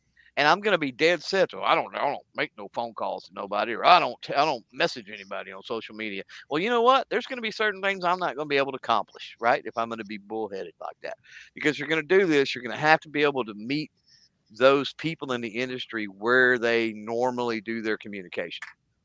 Yeah. And there's a lot to be said about what you were talking about earlier is, and Chase, I know you guys don't, but there are a lot of companies that literally will hire, I want to say actors, but they'll bring in people that don't work for the company just for the week and say, hey, you need to memorize this script that people are going to talk about. And so there are people that are going to walk up to this person and assume that they actually work for the company when they're a hired gun for the week just to be able to have someone in the booth. So when you go to the booth, make sure you're asking, especially for your media, ask, hey, do you guys have a media contact, a marketing person here in the booth? Because you might literally be talking to a person that's there for the weekend, have zero say. They have no idea anything about the company. They're literally there to say, hey, can you tell me about this product? And they memorize this spiel. Yeah, that's a good point. I was going to say there's a lot of that goes on, and there's also a lot of guys that may be a factory guy from different companies, but they don't know anything about sales, don't know anything about marketing. They're the guy that, they put the gun in the box in a bigger box and put it on a truck, but they're there because they're a body and they need somebody. There's a lot of that goes on too. So, feel out who you're talking to real quick too. And if you're not sure, like, hey, can I talk to your media contact or whatever? Or can I talk to somebody, it's a salesperson that can run through whatever I want to know real fast. That's the easiest way to do it. Ro, did you have something? Well, I was going to say, about the turnover. That is a thing. There's a company, a very large company that I work with and do stuff. I even do some beta testing for them. And, I went through SHOT and then we started making deals, and I had teams meetings afterwards. We were starting to set things up, and then suddenly they were just went dark on me. I'm like, what the hell's going on? Trying to figure things out. And then actually I found out through, because I had connected with them on LinkedIn. All of a sudden I saw the open the work tag show up. I'm like, oh crap, they all got laid off. Yeah. That place went through and cleaned house. I'm like, oh shit, now I gotta start all over with some of these relationships. Fortunately, I still knew a couple of people that were left. And it took me a couple of months to remap who's where and who's the new players. But even then, I don't have those relationships that I used to have, that now I gotta, go back and re-solidify and try to get going again. So it's a real thing. Now, for me, it just happened to be that one of the marketing guys ended up at a really big gun company. So that actually worked out for me, that I maintained that relationship. Sure. Yeah. And that happens. That's the thing we talk about all the time is especially in this industry, for some reason, it's a revolving door of jobs. And, you might have a colleague or someone that's working for a small manufacturer, and you guys hit it off well. And next thing you know, 2 years later, they got a huge job. And before, you may not have ever had an in with that company before. And now you've got an in because you built a relationship with that person, and they move on. That's a real thing that does happen. As far as Chase working with the media, because we're all going to go to media, obviously, so we're trying to bring this side of shot to it. As far as working with people and growing those relationships, and they turn into friendships, at what point from your point of view is it immediate, or is it per person, or like when you meet someone at a booth or whatever, it's immediate and you guys talk and all that? Can you get a pretty quick sense of reading people, whether or not they're going to be good to work with you? And then how, what we talk about this all the time about cultivating a relationship with the industry, and not just being business partners with them, but becoming friends. And a lot of us would consider you friends of ours. We're friends, and it goes beyond a working relationship. But how important for media to you guys, and then vice versa, how important is it for your company to have friendships with certain media guys, where you guys know that if you need something, not saying you need someone to get out a good review, but you need someone to review something. How important is it to have contacts in the media that you're going to get a fair and honest review of a product that you might need to get out pretty quickly? Is that something that you guys are looking for? Or does it just kind of naturally happen? Oh, yeah, absolutely. I mean, we definitely want to have, good contacts that we know are going to have good content. I'm not necessarily saying somebody's got to give me this like shining star review on something, but something that's going to be, fair. But as far as like me, like judging somebody, I won't lie, I'm a pretty quick judge of people. I just always have been. I'm usually not wrong. Every once in a while, like anybody else, things come around. But I can usually tell pretty quick if I can work well with somebody or not. But I mean, I try to be pretty easy to get along with, and generally relationships that are decent, like how we're all talking right now, it's not hard for those, working relationships turn into friendships kind of thing. Yeah, 100%. And I think that's the cool thing that I think that people, once they get to go for a couple, 3 years, I think Snob and Gary, Clover and I, even Rogue to a certain extent, I'm going 1 year, but I think that there are people that we met 4, 5, 6 years ago, whatever it was, as a contact with a company that we don't know anything about the company. We don't even know about this contact, that now we look back 5 years later and we're like, yeah, that's one of my good friends. And very rarely do we ever talk business when we talk. It's more, how about the kids, and sending weird ass, reels and DMs and text messages and memes and all of that. But that's what. Yeah, go ahead. Yeah, want to explain why? Go ahead. Oh, just when one of those people, like you were talking about, calls, right, and you're friends, right? Like, and it's like, what's up, man? It's like, hey, what's up? It's like, what are you doing? And like an hour later, you haven't even gotten to the point of why you called in the first place. The call, and you end up having to turn around and call back, because it's like, I totally forgot why I even called, and talked and ended the conversation. It was crazy. Yeah. Yeah, 100% did that the other day. We know. Yeah. It happens. It happens. But no, I think that's a cool thing. Go ahead, Chase. Go ahead. No, I was going to say, I will say that, like, especially for people who are newer to all this, whatever, from what I do now and like my past life on the retail side, like I know a ton of people in this industry. This industry is big, but it's small. And so if y'all have companies you'd like to do something with, and you're not sure how to approach somebody or know somebody or whatever, reach out, holler at me. I may know somebody over there. I can help you get in to talk to somebody or whatever. Because some of the bigger guys want appointments, or they only want to talk to this particular contact or whatever. They get kind of weird about some of that stuff. I can help you get into some of that. Yeah, and I think that's a cool thing, because I think that a lot of people. I can speak. I'm not going to say that, because I'll speak for myself. When I first started going to SHOT, I was the deer in the headlights. I had no idea. I had a couple people that were kind of mentoring me, giving me advice. but that was about it. I mean, I really didn't know exactly what I was getting involved in. And I was going to booths and I was nervous. I was not really sure what to say, how to say it, how to approach anything. I was literally kind of just walking up and saying, hey, you know, do you have a few minutes or whatever? And I think that a lot of that now you look back and say, yeah, that was the first year was pretty difficult because I really had no idea. But now you look back and say, now it's a lot easier because I know what to do. But like you said, I not only do I have friends in the industry, I have friends that have friends in the industry. And that's a really cool thing as well. And having people like we talked about earlier, the revolving door, you know, someone might have worked for 3 different companies in the last 3 years.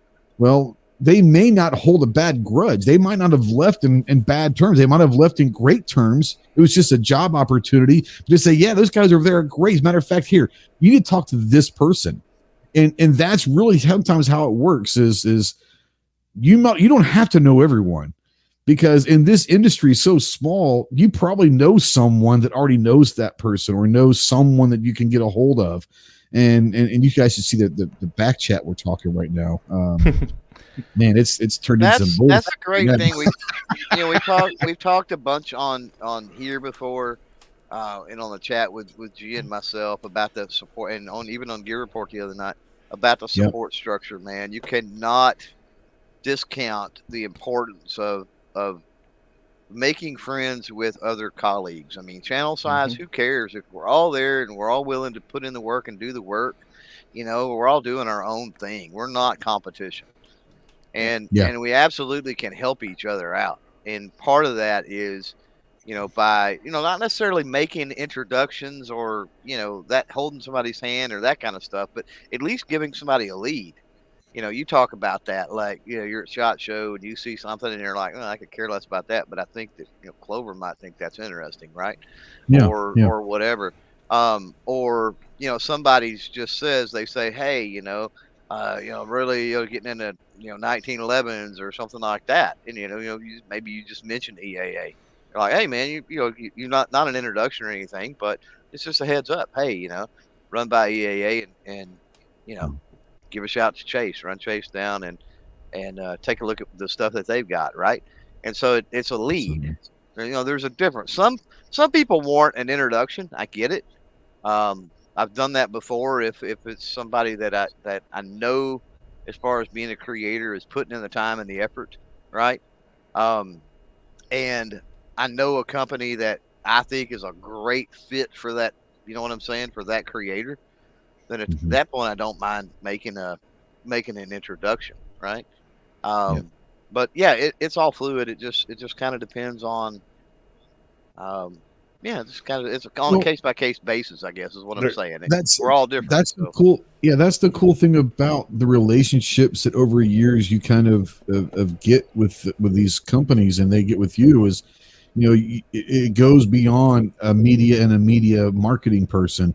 You know, you become friends, or you at least become friendly enough to where it's not that awkward. Well, this guy only calls me when he wants something, or, you know, whatever. It's beyond that, because if you are going to introduce someone to, let's say, Chase, if we're talking about, let's say we're thinking about, we want to introduce Chris or She Fires to Chase, you know, ultimately what we're doing is we're vouching for this person to that company.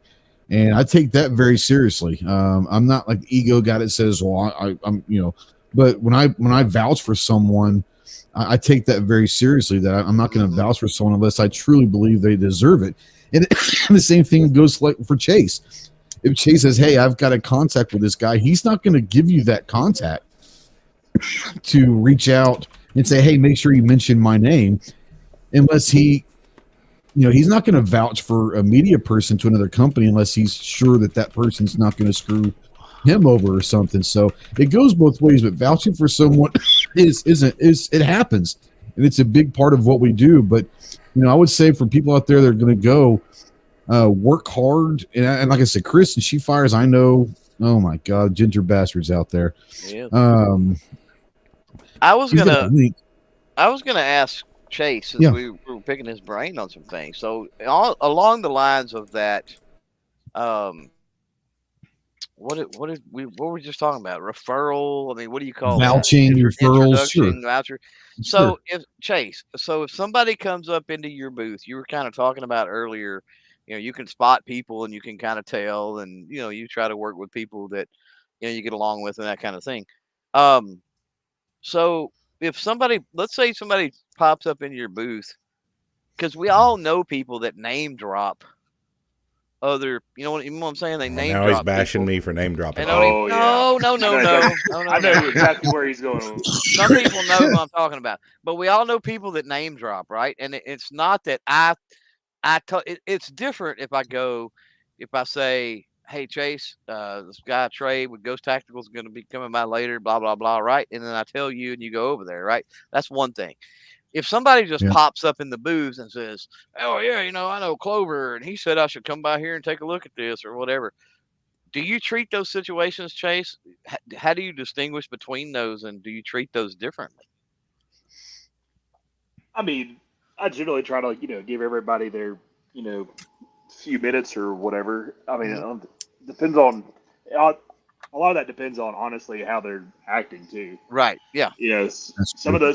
Well, there's a certain amount of chemistry, right? I mean, there just correct. is. And you can tell people who are being honestly, legitimately serious. A lot of times, people who are just screwing around, or people who are just kind of wasting your time. I mean, I've dealt with the industry for a long time. They just want free stuff, man. Read people. There's a lot of people who just want free stuff, and I mean, it's whatever. That's been part of SHOT Show for a long time. That is what it is. But the people who are there who may not have like a necessary in or an appointment or whatever, they want to drop by and talk for a minute or whatever, or they're actually interested in stuff, yeah, I'll make time for them. Yeah.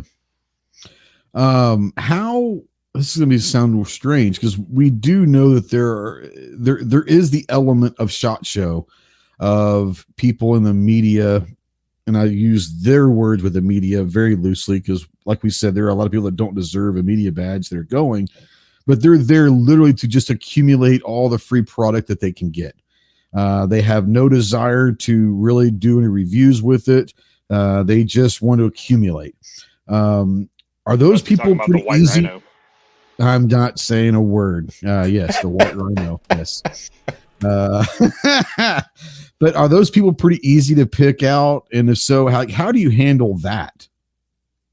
I mean, those guys are pretty easy to pick out. I mean, you give them their 10 seconds or whatever they want, and they tend to go away.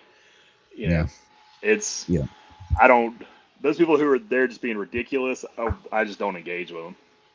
Yeah. I give them pretty generic answers and, let them go about their way.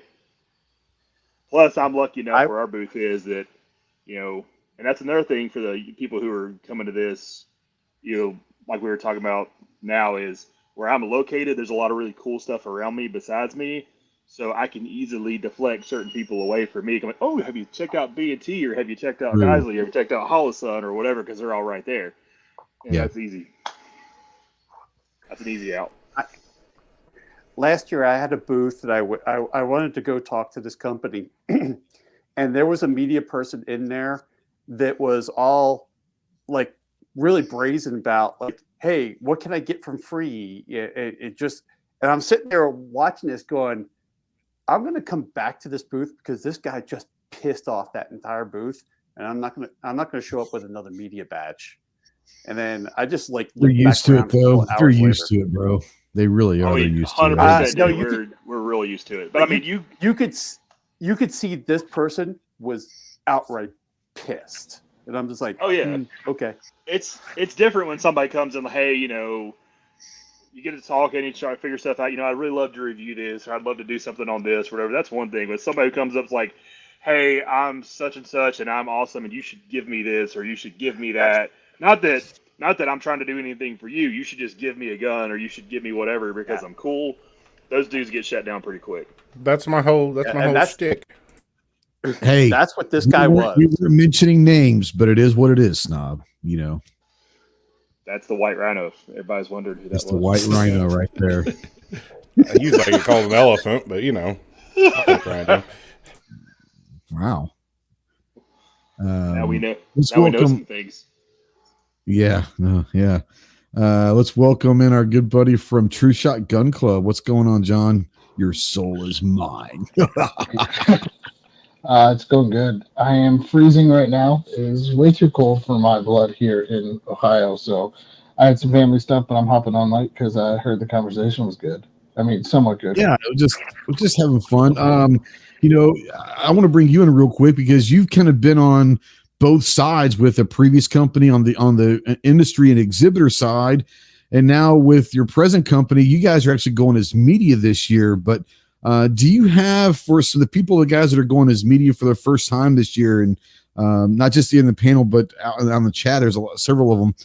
Do you have any kind of I don't know, tips that help them succeed for their first year or maybe the first couple of years in shot that, like, from your side that you've been on with as an exhibitor and an industry side that you can say, hey, do this or don't do that, or you might want to try this, or any tips that you can help them get to where they're probably going to have some success? Yeah, so the first thing I would say is, like, with the companies that you're already working with, set up some meetings, say hi. You may not see them face to face often.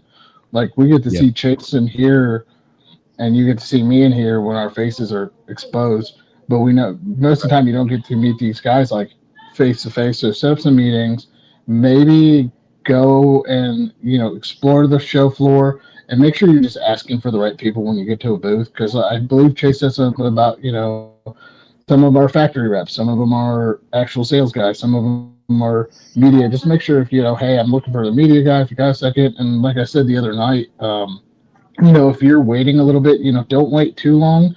Leave a card or get your B-roll done while you're waiting. Look proactive. Look like you really care about the product and want to do it. And then just the big thing is just follow up after the show. Make sure that you bring a notebook. You're writing down notes. You're taking notes on all your meetings. Make sure that you have something. So when you send in an email, and then the last thing really is practice your elevator pitch. You're good. You may meet that person literally in the elevator coming down from your hotel Literally. room. Work on your pitch, because the whole thing is you got about 5 minutes or so to probably sell yourself to these guys before they make their final judgment on, maybe I don't want to work with them, or maybe I want to work with them.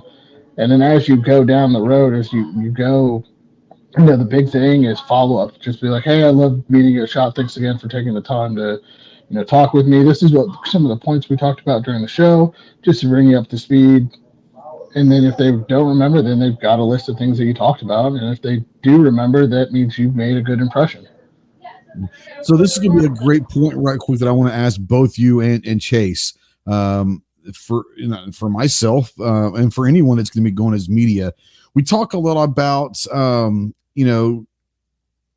touching base after the show, like hey, I'll see you guys at Shot. Hey, man, I'll get with you in the next couple of weeks, or I always try to say I'm not going to do it the week after Shot, because that's the last thing y'all want to do after being in at Shot for a week. But for those that are new to this or inexperienced with it, like, legitimately, how long would you want someone, not saying they're going to do it, but how long would you want someone to wait before sending that follow-up email after Shot Show? Is it as soon as they get back, or a week, or what is that? And I'll start with John. From your point of view, if you were having someone say, hey, give me a week or two or whatever, how long do you want people to wait?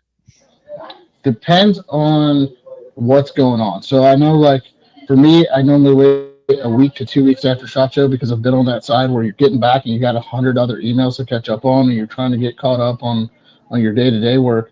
But, like, I believe Chase, if I'm not mistaken, you guys go to a show right after Shot, right? I think they go to Great American like the next week or something like that. Yeah. So we actually have like total. We have 7 shows January, February alone. That's crazy. So it's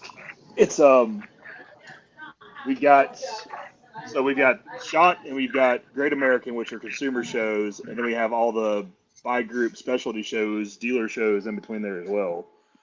So I'm talking and seeing a lot of people in the span of basically 2 months. So I'm going to ask Chase real quick. Then if I was to meet you for the first, let's just take Chris.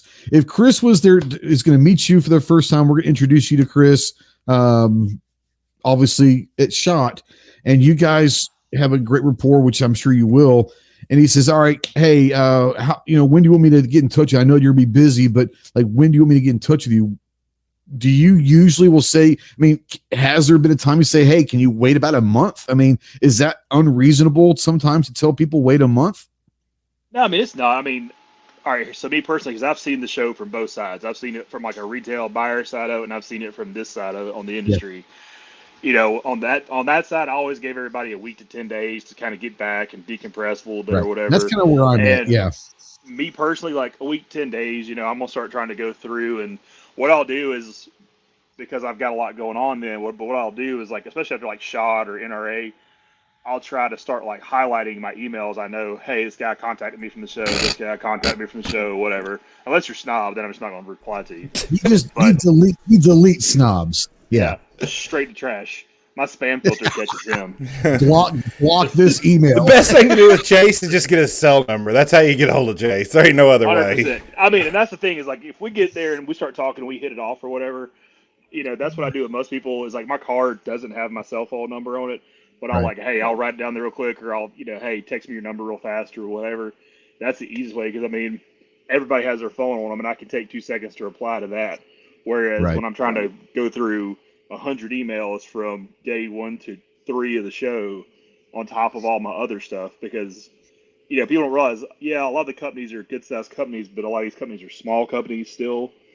So there's less than 10 of us and we wear a lot of hats, and it just depends on what's going on that day. I do I'm the sales and imports director for the whole company, so on top of all this stuff I have all that other to worry about on top of that. So I do try to get back to everybody, but sometimes I just don't. And I mean, and if I don't get back to somebody for a while, on top of that, you still see everything that comes through Instagram, which is crazy. Like all the tags and all that. I mean, that's and that's what people realize. That's a job in itself. Like you and Omar, like I can't even imagine that side of it. I literally at night I silence my Instagram. I mean, because we get that much stuff. I mean, but. So, I mean, we joke about, I'm on Instagram a lot. It's because literally I see the feed all day. So, now this is going to go over to Chase and to John. Oh, sorry. Go ahead. I'm sorry. No, I was going to say that's where I see a lot of terrible things I send you because you'd be crazy some of the stuff we get sent. Oh, I see a lot of stuff that you get sent crazy, and it's great. Now, this is actually a pretty fabulous question, and it's so simple. Mandatory Carry says, is giving industry people a business card a good idea, or do they just throw them away? That's a great question. I'm going to let John and Chase answer those. I'll go first, Chase, if that's cool with you. I'm going to say yes and no. So yes, because as an industry person, the number of cards I have that, like, as time has progressed in doing content on my side, there's people that I've met at shows where I've been like, okay, well, there's somebody I want to contact and hold, or there's that, and I still have ghost cards somewhere in the trash can. I don't know, but no, it's better than most places it goes, Well, I keep all my cards because you never know. Later down the line, you may have had a conversation with that person, and then you're like, yeah, you shoot them an email, and then they may have looked through their business cards and be like, oh, okay, I remember this conversation. If you don't highlight what the conversation was in your email, it helps that maybe they wrote down notes or you wrote down notes on the back of that business card and handed it to them. And they've got notes now for later. But I've kept all my business cards from media. I've kept all my business cards from businesses and companies because now as I am looking to expand and do other things, I have tons of contacts I can get a hold of. True.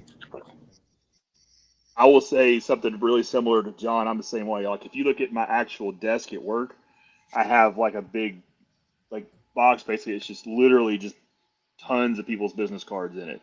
I for the most part, I save them all. There's some people I'm like, yeah, no. Which is few. Why you lost mine. I mean, believe it or not, I have snobs. For some reason, I do have snobs. I don't know why. But no, I mean, in all seriousness, I mean, you'll know real quick, and the people who are like, yeah, no. But no, the vast majority of people I've ever talked to who's given me a card, I have it. And I mean, I've got tons of cards from my previous life on the retail side of it still, and I still have tons from doing what I do now. And I keep all that because same thing like John said, I may talk to somebody, it may be 4 or 5 months down the road, and then something triggers it, or I remember it, or they send me something or whatever. I'm like, oh yeah, and I go back and I look, I'm like, oh, that's this guy. We talked about this, but it jogs your memory. Plus, you never know what you might need or you could do something with or whatever down the road. So yeah, I mean, absolutely, somebody's got a card, we'll take them. Especially me, it's lucky because we have all these booths. I don't have to carry all that stuff back myself. I can literally put it in a box and ship it back. So I don't mind taking stuff like that. Yep. Go ahead, Snob. I just have one thing off topic, but I'm really, have a real short attention span, and I'll completely forget it because I thought about it like 45 minutes ago, and then people were talking, so I just took this break to steal it. One thing that helped me in 2020, and I don't know if Chris or She Fires or anybody else that's going for the first time this year has this ability or has a good relationship like this. One thing that helped me was I had a real good relationship with a gun shop in Tulsa, a really big gun shop. And he just out of the blue one day says, hey, swing by. He hands me a piece of paper that he like a envelope, a used envelope that he scribbled it on for whatever reason. But it had like 40 different companies with a person to talk to. He said, go by there, tell him Kevin told you to come by from Sports World and say hi. And, here's my contact there. Tell him you know me. And he said, I've told most of these that you'll be coming to SHOT and come by and see him. He did it for me out of the blue. I didn't ask or anything. And it was super helpful especially with a lot of the bigger companies, that didn't really want to give you the time of day. Yeah. And see, things like what you're saying, that definitely helps because somebody's coming from a legitimate source. So guys like that, especially some of the big buy group members that we deal with directly and that kind of stuff, those guys, they tend to be the bigger, more higher volume dealers, but those guys get a lot of relations like directly with the companies versus smaller dealers who are buying through distribution only.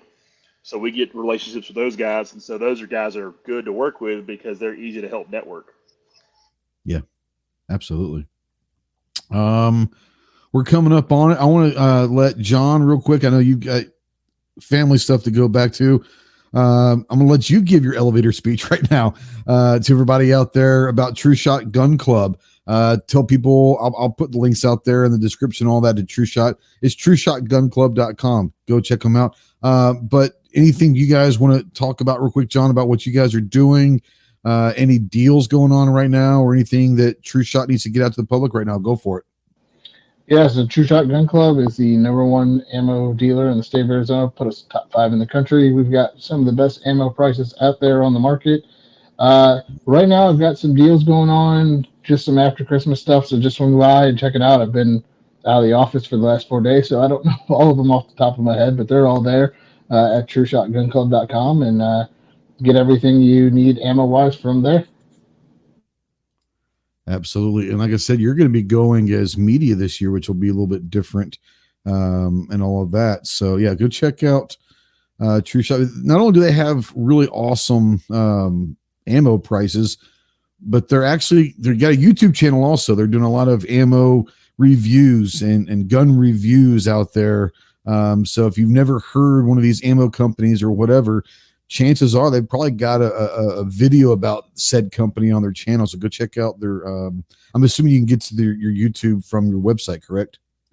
That is correct. Or you can just go to YouTube and search True Shot Gun Club, and it will also take you right back to the website. Absolutely. Go check that out. Chase, I know you guys are ready to go. Like you said, you had a 53-foot truck show up and take the last bit of stuff out to shipped out to Vegas. I know that you can't wait. It's your favorite week of the year, I'm sure. But tell people what you guys got going on. I know you got a lot of cool stuff that you can talk about, some that you can't quite talk about yet, but talk about EAA and all the brands, not just Gerson, but all the brands that you're working with and all of that. And I'll make sure that I put the link out there for you while you're doing that. Yeah, I mean, like this week, like everybody else, has got a love-hate relationship with it. But honestly, I'm looking forward to it because I enjoy it. I mean, I like the madness. So, it's the behind-the-scenes stuff that's not real fun. But the actual week itself is pretty fun. But as far as we go, we got a lot of cool stuff. I mean, the best thing to do is come by, obviously, check out the booths. Like all the newer people, I'd for sure come by and say, hey, we'll give you the 5-cent tour around the place. We'll have like what's in my picture. You'll have some of the newer high power models. We've got the PIs, so the detective size gun. We're gonna have several new play toys floating around, so it'll definitely be worth it. It's not really a secret. The new 10mm Cs. Some of y'all will get to play with those here real soon. Everybody coming to range day is definitely going to have a chance at a lot of the new stuff. There's a lot of cool new products that are going to be dropping soon, though. Absolutely. Lots. Yeah. Oh, good. No, I was going to say, we're still obviously supporting the Akar Churchill line and the wire revolvers. Those are the kind of the tried and true specials. We don't have to, do too much talking about that. Everybody kind of knows about those. Right. I'd like to get more of them. That's a nice one. Yeah, I'd like to get more. Yeah. Absolutely. Yeah. Real quick, this is for John. Milsurp Duo out there says, quick question for John from True Shot. I live in Illinois, and on my Foyd card, it's valid, but there is no expiration date on the card. Can I still purchase ammo from you guys? I believe so. You'd have to just call in and talk to our compliance officer. That's the only thing. I'm like 95% sure. You just have to call him in and talk to, ask for Sam and just say, hey, I got a question about some compliance stuff with my Foyd card. Yep. So just go to True Shot Gun Club, find the phone number and the contact us, I'm assuming, and ask for Sam if you're talk to the compliance officer and all that. I don't have that problem, so I don't have to have a Foyd card. So, but yeah, thanks. I know that is a reality for a lot of people, but it is what it is. Real quick, we can go through the line. Marcus wants to know at SHOT Show, which companies are you guys looking forward to visiting the most? Let's start with Chris. First timer there. Do you have some companies that you hands down like you definitely want to go see? Honestly, I'm most excited to go meet Chris from Monstrum just because I've had so much back and forth with him. I think it's going to be pretty cool to meet him in person. Do you know what he looks like at all? I have no idea. Okay, he does not look like anything that you expect to. Just saying, when you meet him for the first time, be like, damn, Ghost was right. He doesn't look anything like I thought he would.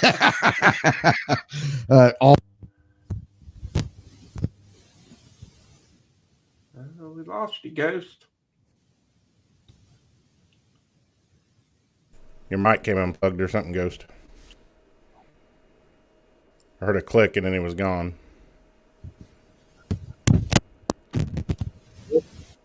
I think you got it. You hear me now? You good? Yep.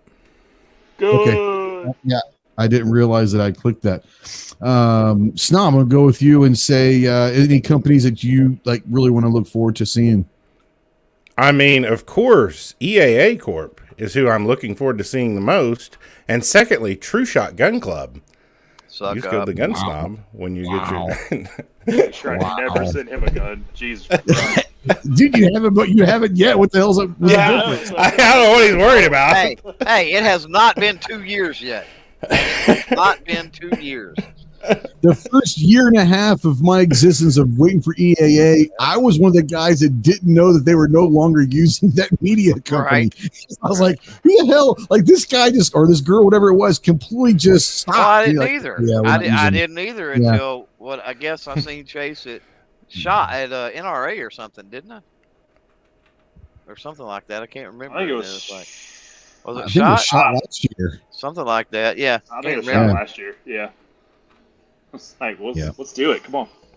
Right. No, I'm looking forward to seeing a lot of companies. A lot of them I've worked with a lot. My buddies at LFA, looking forward to see them again. So, I mean, there's really not just one I'm looking forward to seeing. Yep. Yep. Gary, gonna bring you in. Any companies that you kind of want to can't wait to see again or for the first time?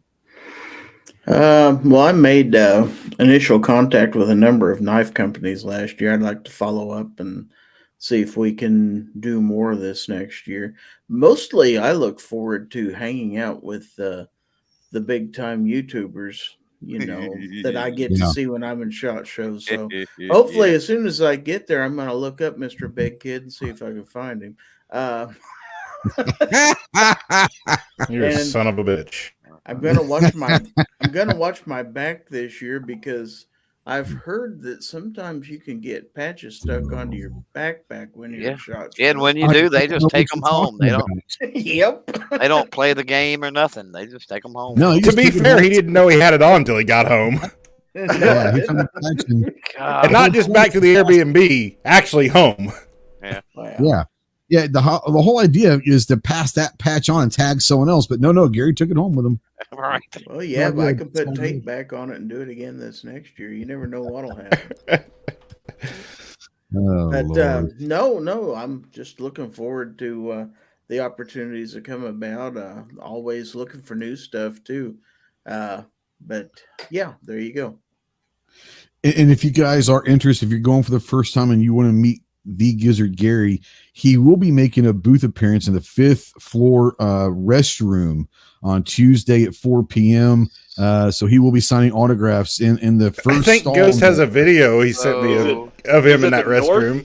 So is he's it the north on the end or the south end. We gotta be specific. So he's on the alternate schedule. He's on the alternate schedule from Hickok. So if you walk by a bathroom and you see Hickok, if you'll just wait an hour, then Gizzard's shift will be. Gary will be there after that. Well, yes, you'll know it's me and not Hickok because you won't see any feet sticking out from below the stall. You see feet dangling. Wow. Yeah, too much info, man. Gotta know that. It's all about the angle of the dangle. That's right. Hey. Oh, Lord. Oh, God. You should let Rogue bring us out of this mess. Yeah, please bring this back on the rails if you can. I don't know, man. I might just bury us in it even deeper. You don't know. Can that. you? I'm just signing autographs on this shitter. I don't know if it can get any worse. It could always get worse. Okay, all right. It could always get worse. But no, I'm not gonna this pussy again. That low. Look at Gary just petting the pussy. Yeah. All right. Anyways, please say something, Rogue. Yeah. So no, I'm just looking forward to building up the relationships that I've already created. I've had a lot of really great relationships that have come out of this year. There is going to be a booth appearance for me, but I'm not allowed to talk about it yet. So that kind of goes against the booth appearance, does it not? Well, they want to handle the marketing. We want you to come make a booth appearance, but we don't want you to tell a goddamn soul about it. No, that sounds like a clean tap. Make sure you get your glam shots done. Hey, no, schedule one. Just saying. There's not. No, there and trust me, when they were talking about pictures, that was exactly what was going through my mind. Was the whole glam shots conversation with you and just don't wear makeup.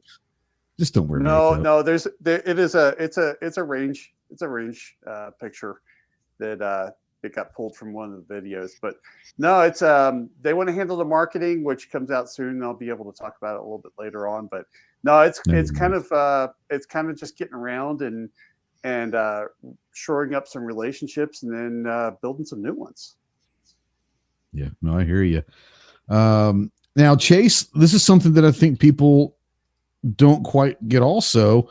Although you are crazy busy, do you ever take time? Are there booths or are there products, are there companies that you want to kind of, if you can sneak away for 5 or 10 minutes at a time throughout the week, are there companies or booths that you go check out? Absolutely. I mean, I am a gun whore at heart, so. Yes, you are. Just because I work for one particular company doesn't mean I don't like a lot of stuff from others. Plus, like everybody else, it's a good time to see all your friends you don't get to see that often anymore. Right. So, it's a good chance to go catch up with people you don't get to see but a few times a year. And sometimes if you catch him just right, you can actually walk around with him to go see the other folks in the other booths, which is kind of cool. Please don't tell me that y'all hold hands and skip. Please don't tell me that. We do. No, it's more like the truffle shuffle, but it's all right. Yeah. Shuffle. Oh my God. I'll do the truffle shuffle with you, Chase. Let's go. This is going to be a theme, isn't it? Around. I mean, don't if I'm not the booth, I think we need to go about 10 wide, interlock arms, and just take over an aisle and just plow people over. I mean, that's how a certain big YouTube channel did it at Range Day in 20. and just kind of escorted me right out of the booth while 40 of them just walked in. It's what happens. Yeah, I get it. I'm sorry. My entourage was a bit rude. I It was pretty rough with your entourage. Yeah. I mean, I see a lot of the reels and entourage, so shorts. Intimidating. They remind me of Ghost when it's the little short guy and and they just like throw a Hot Wheels toward him and it runs him over.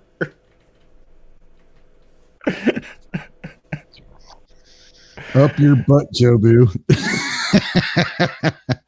Yeah, we call ourselves the Munchkins. That's my entourage. So, it is what it is. John, you're going as media this year. So I know that you're going as media because you're actually trying to work some of the media side of the ammo company. But what are some of the brands that you're looking forward to either working with or going to see or meeting for the first time? Let's see. I work with Mossberg now, but I'm excited to kind of get more face-to-face time with them. I'm really excited to go see Oracle with their new 320 2011 hybrid baby thing that everybody's seeing out there right now. Other than that, just kind of talking to just following up with a lot of the people we already work with and talk with, and maybe stop by and see Chase. Probably going to stop by and see Chase at some point. I got a meeting set up with him, so at some point I'm going to stop by and see Chase. Yeah. At some point we'll probably talk. Yeah, at some point. I mean, he's the only person that's like nice enough to set an appointment or a booth appearance or anything. Just saying. Jesus Christ. I mean, you got Ghosts and Clover over there. They said something. You have denied me, admission into the booth to set up a meeting. So, I mean, I don't know what to do. Like, maybe if I just tag along with John, he'll let me in. My schedule's kind of openish still, so you can set up an appearance all you want. He told me I could do a booth appearance at Friday at 6 p.m. I think is what he told me. Yeah, absolutely. It's usually packed. I always think like Monday at 5 p.m. There you go. Monday at 5 p.m. The place is packed in there. Oh yeah. So busy. So busy. No, I mean, all seriousness, we got actually Monday at 5 o'clock. You are pretty damn busy. Just saying. Yeah, Monday at 5 o'clock. It's like last minute. Oh, get all this shit together. Yeah, exactly. But no, we don't think your crate shows up. Some fun stuff. We'll talk about that later. Yeah. We'll talk about that off air. Sure. Yeah. That's if your crate shows up on time. That's the big thing. If your crate doesn't show up on time, you're there until like 8 or later. We bribe well. Don't worry, sir. Yeah. Let's start with Chris. Chris, thanks for coming on, buddy. I'm really looking forward to seeing you again, and I know you're gonna knock it out. Real quick, I'm gonna give you the floor. If you have any questions for any of us, or for Chase or John, or just in general about SHOT, go ahead and ask them now, and then tell people where they can find you and what you're planning on doing. Like, how do you plan on covering SHOT, whether it's shorts or Instagram or doing full-length videos, whatever that is. Yeah, go ahead and tell me where they can find you and how you plan on covering SHOT. All right. Well, appreciate the invite. It was a great show again. And you're gonna have to learn, bro. You just have to jump in. Like I know you don't mind being the fly on the wall, but you're gonna, especially with all these people on here, you just gotta jump in and just tell everybody, shut the hell up. You're bigger than most of us, so we'll probably listen to you. Just saying. Now, I do appreciate all the shows you guys have been doing on this, because especially for a first timer going into this, not knowing what to expect, this has been a big help. You're gonna do fine. I promise. He's really gonna be when he upset when he finds out everything we said was lies. Right. Absolute lies. Yeah. All lies. Now, I appreciate you have to find out on your own, bro. You just got to find out on your own. Now, I appreciate Chase and John. John I got a lot of good answers last week when we were on Gear Report, and so it's nice to hear the side of the non-media side, what they're looking for and stuff. So yeah, I've been learning a lot from these shows. As far as what I'm expecting going into it, I'm one of them people that I'm doing pre-show prep, but I'm just one of those people, you just got to throw me into the mess and I got to figure it out. I kind of thrive in chaos. So I'm the same way. There's something about a great mosh pit that I just love. And it sounds crazy, but the chaos of a mosh pit, like It is. It's weird. I don't know why it is, but for some people, I think like you're probably one of them. But for some people, the chaos brings calmness to me. That's just the way I'm built, I guess. It's always I enjoy the chaos. I find a little bit of beauty in chaos, and I can kind of maneuver my way through that a little bit easier than others can. I don't know why. Yeah, I think for me, I mean, it's been all these years I've been I've been self-employed since my mid-20s, and you can sit and the night before and think something over and over and over again in your head, and when you get there, it's completely the opposite of what you thought. So I just need to get there and figure it out, and that's what I did at Wanamaker. And I didn't know what to expect when I got there either, and I know this is a lot bigger scale, but I'll figure it out when I get there. You're going to do just fine. Well, that's kind of one of the things. What you just said is kind of an important thing. Yep. No matter how much you plan for it, whenever you walk in there in your first 5 minutes, no matter how many people you've talked to, you're going to be like, this is not what I thought it was going to be. Mm-hmm. I'm making a total change of directions right here in the middle of it. Yep, 100%. And that's just the way it goes. And we talk about it all the time, and it sounds cliche, but you got to be fluid at SHOT. You just got to be fluid. You have to be willing to I think it's great to be prepared to have a plan, but that plan has to be able to put on hold immediately and say, you know what? It was a great idea, but it just ain't going to work out. Sometimes the best plan is no plan. Sounds bad, but that's the way it goes. What's the saying? No battle plan survives the first contact with the enemy. Yeah, every good plan is great until the first shot's fired, and then at that point, it's just reacting. I mean, you can have a plan all you want, but as soon as that first shot goes off, at that point, it's just react, and that's really what it is. Is you got to be able to react quickly, think on your feet, and take care of your feet. That's a true statement. Take care of your feet. Hydrate and wear comfortable shoes. Just saying. That's fantastic advice for people who haven't done this before. Whatever you think are comfortable shoes, you better make absolutely sure. Because when you walk around about 19 miles in the next, in 2 days, you'll find out real quick how good they are or not. Yeah, please, I beg you, please break in your shoes during SHOT Show. Please do that. I'm wearing stilettos this year, boys. I will pay money to watch that. Big money. I got $100 right here. I don't know if I can find them in my size, but they have to be weight supporting too. If you actually did that. There's probably a shop somewhere in Vegas you could find those. Yeah. There's a drag queen shop, so I'm sure you can find nice pink high heels. Just saying. If you're smart, you can finance SHOT Show. You could get this paid for just by wearing them for. G23 wants to know who's going to stick Chris with a bar tab. Probably all of us. There's a possibility. You do realize, Chris, that being the new guy, you do have to buy the first round of drinks at the Circle Bar. Just saying. Yes, it's not me this year. That's right. Yeah, it's open too this year. It is open this year. Yep. Oh yeah. Also, don't be the first person drunk around Clover's wife. She'll embarrass you. Oh yeah, she will. And please do all that you can to get Paul drunk.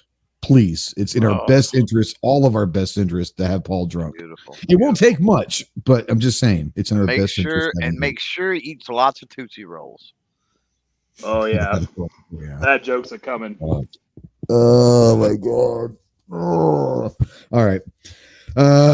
Snob, any comments, questions, whatever about SHOT, and kind of tell people how you plan on covering SHOT this year? How do we kind of talk about it? I'm excited for it, and how I plan on covering it. I'm going to walk in a booth. My entourage is going to clear everyone else out. I don't care what kind of business deals are going on. I'm going to say, hey, don't you know who I am? When they say no, I'm going to say, well, I know Ghost and Clover. And they're going to say, oh, okay. And I'm going to say, give me free stuff. They're going to say, yeah, I know Ghost and Clover. They're going to say, please leave. Please leave. The pale Tatanka demands tribute. Wow. Wow. Oh, good God. I can't wait for 2 more weeks. It can't come soon enough. I'm just ready to go to SHOT Show, have some fun, meet That's some new people, and see a lot of my friends from that I only get to see once or twice a year. Yeah. No, I hear you. That's by design. I didn't say you were my friend. I didn't say I was either. That is actually my Indian name, Chase, and I am Indian, so. I knew it. It's okay. You guys don't want to see the private chat going on. Just saying, you don't want to see the private chat in this thing. Probably you do, but you're not going to see the private chat. It's in the best interest of your channel if you don't share it. Of everybody's channel at this point, and everyone's business, I think, at this point. Look, all they have to know is come to SHOT, hang out with us, and they'll find out everything they didn't want to know. All right. Yeah, my liver's already hurting. I'm just saying. Already hurting. Rogue, any questions, comments that you have, and then what are you looking forward to? Like, how are you going to be covering SHOT and all that this year? Yeah, no, I'm just looking to build on the knowledge of last year because I had someone that was awesome that, took me around for the first half of the day, and then I ditched him after that. Fucker was gone. I turned around, he was gone. I was like, damn, he doesn't need my ass anymore, which was awesome because you did great. But I was like, I literally turned around and was like, okay, he gone. I was like, Rogue who? But no, it's all just kind of building on the knowledge from last year and probably Instagram. Now that I got an Instagram account back, well, I guess I should say now I have a new Instagram account. You'll see some more content there, and then shorts and things like that. But yeah, I don't plan on doing full booth interviews because really I'm there to meet people, talk to people, and really kind of work the business. Mm-hmm. Yeah. Before I go to Clover, I do have one last question for Chase and John from the industry side. Would you rather have someone come in as a media and do a booth review or interview, or just have a conversation off camera? Do you guys prefer one or the other?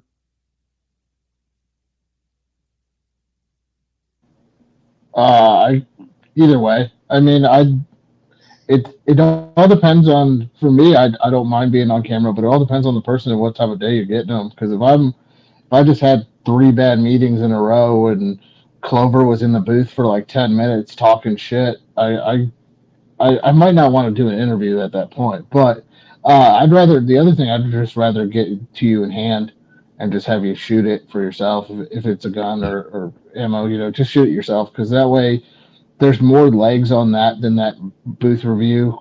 To me, that it's more evergreen content as it starts to go on and that product starts hitting store shelves than you talking about it for 30 seconds and then you move on to the next booth in whatever segment it is. Yep, I hear you. Chase, would you rather just have a conversation with someone, or do you mind the booth interviews, or what do you recommend, or what do you prefer from the company side? I mean, I'm pretty fluid, so I can roll with however somebody wants to do it. I mean, I find it's easier to get more in-depth information just having a conversation with somebody versus somebody trying to shoot, a 60-second video and you just have to give them the quick fire points on something. But I can roll with whatever. It's pretty easy for us. Got you. But I'm like John, if you just came out of a couple rough meetings or whatever, people can generally read people. If everybody looks pissed off in the booth, it's probably the best time to come strolling up one to get a peppy 60-second interview. Like I said, I always do my best to talk to everybody, but read the room. Read the room. And honestly, that's really probably some of the best advice anyone can ever get is read the room. And I've said this before, if you walk up to a booth and everyone's busy and there's not anyone to talk to at that point, don't be the guy over there that's like making noises and being disgruntled because everyone's busy. Be courteous to the people that are filming and are talking to them, because you'd want them to do the same thing for you. But yeah, read the room and all that. What's up, Snom? You want to talk about something? Oh, I was just going to say, so does that mean you shouldn't be trying to get peppy interviews at 3 o'clock on Friday afternoon? Is that not the best time? There I thought are it was. certain booths that you could do that with. Oh, that's what but I thoughts don't know were. many You in can talk this to him while room. you want to at 5 o'clock on Friday. He'll put you to work while he does it. What the hell did you just send us? Oh my God. Okay. You have some, bro, you have issues that you need to get worked out in your life. I'm just saying. Chase. You know you're going to see that show at Vegas. Come on now. Over there. Damn straight. 100%. Yes, I am. 100%. All right. I was told that I gizzarded Gizzard. So I forgot. Gary, any questions or comments that you have, and what do you plan on doing to cover Shot, and where can they find you to do that? Well, in first place, I'm quite forgettable, so it's understandable. But Wow. There's a confidence they're all looking for. There you go. No. Probably only do a handful, even if that, of long format videos. Concentrate more on the Instagrams, the shorts, and like everybody else said, making contacts and making inroads with some of these companies and touching base with people I met last year, and hopefully getting back in touch with them, because I had some people I touched base with last year and then met some of them again at NRAM. So I think we've got a pretty good dialogue going on if I could just follow up. So that's pretty much where I'm at.